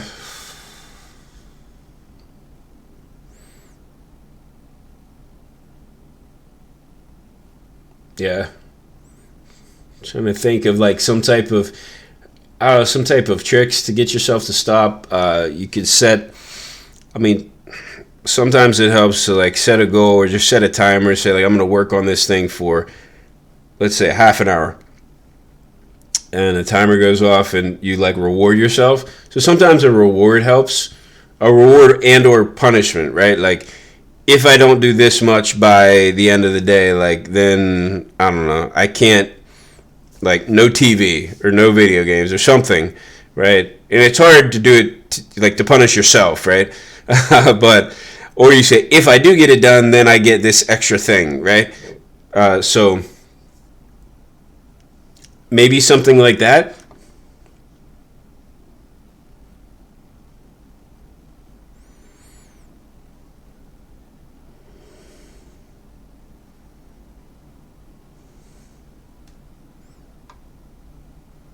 Once again says, where should beginners go to start learning? I recommend freeCodeCamp.org. It's a great place for beginners.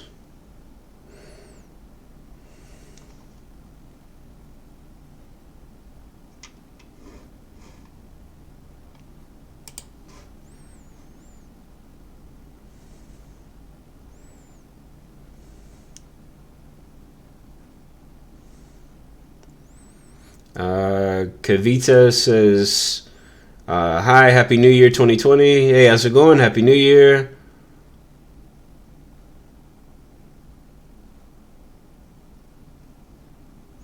Patrick Chan says, what is battle math? Battle math is a math game that my son and I came up with when he was learning math as when he was very young. And basically it just, when you get a math problem right, you defeat an enemy. If you get it wrong, more enemies come onto the battlefield. So it's just, my son really liked it when he was doing that. He was really into Lord of the Rings and stuff, and so like the whole idea of it being like a battle was more fun to him than just doing math problems. So I'm trying to turn it into an app.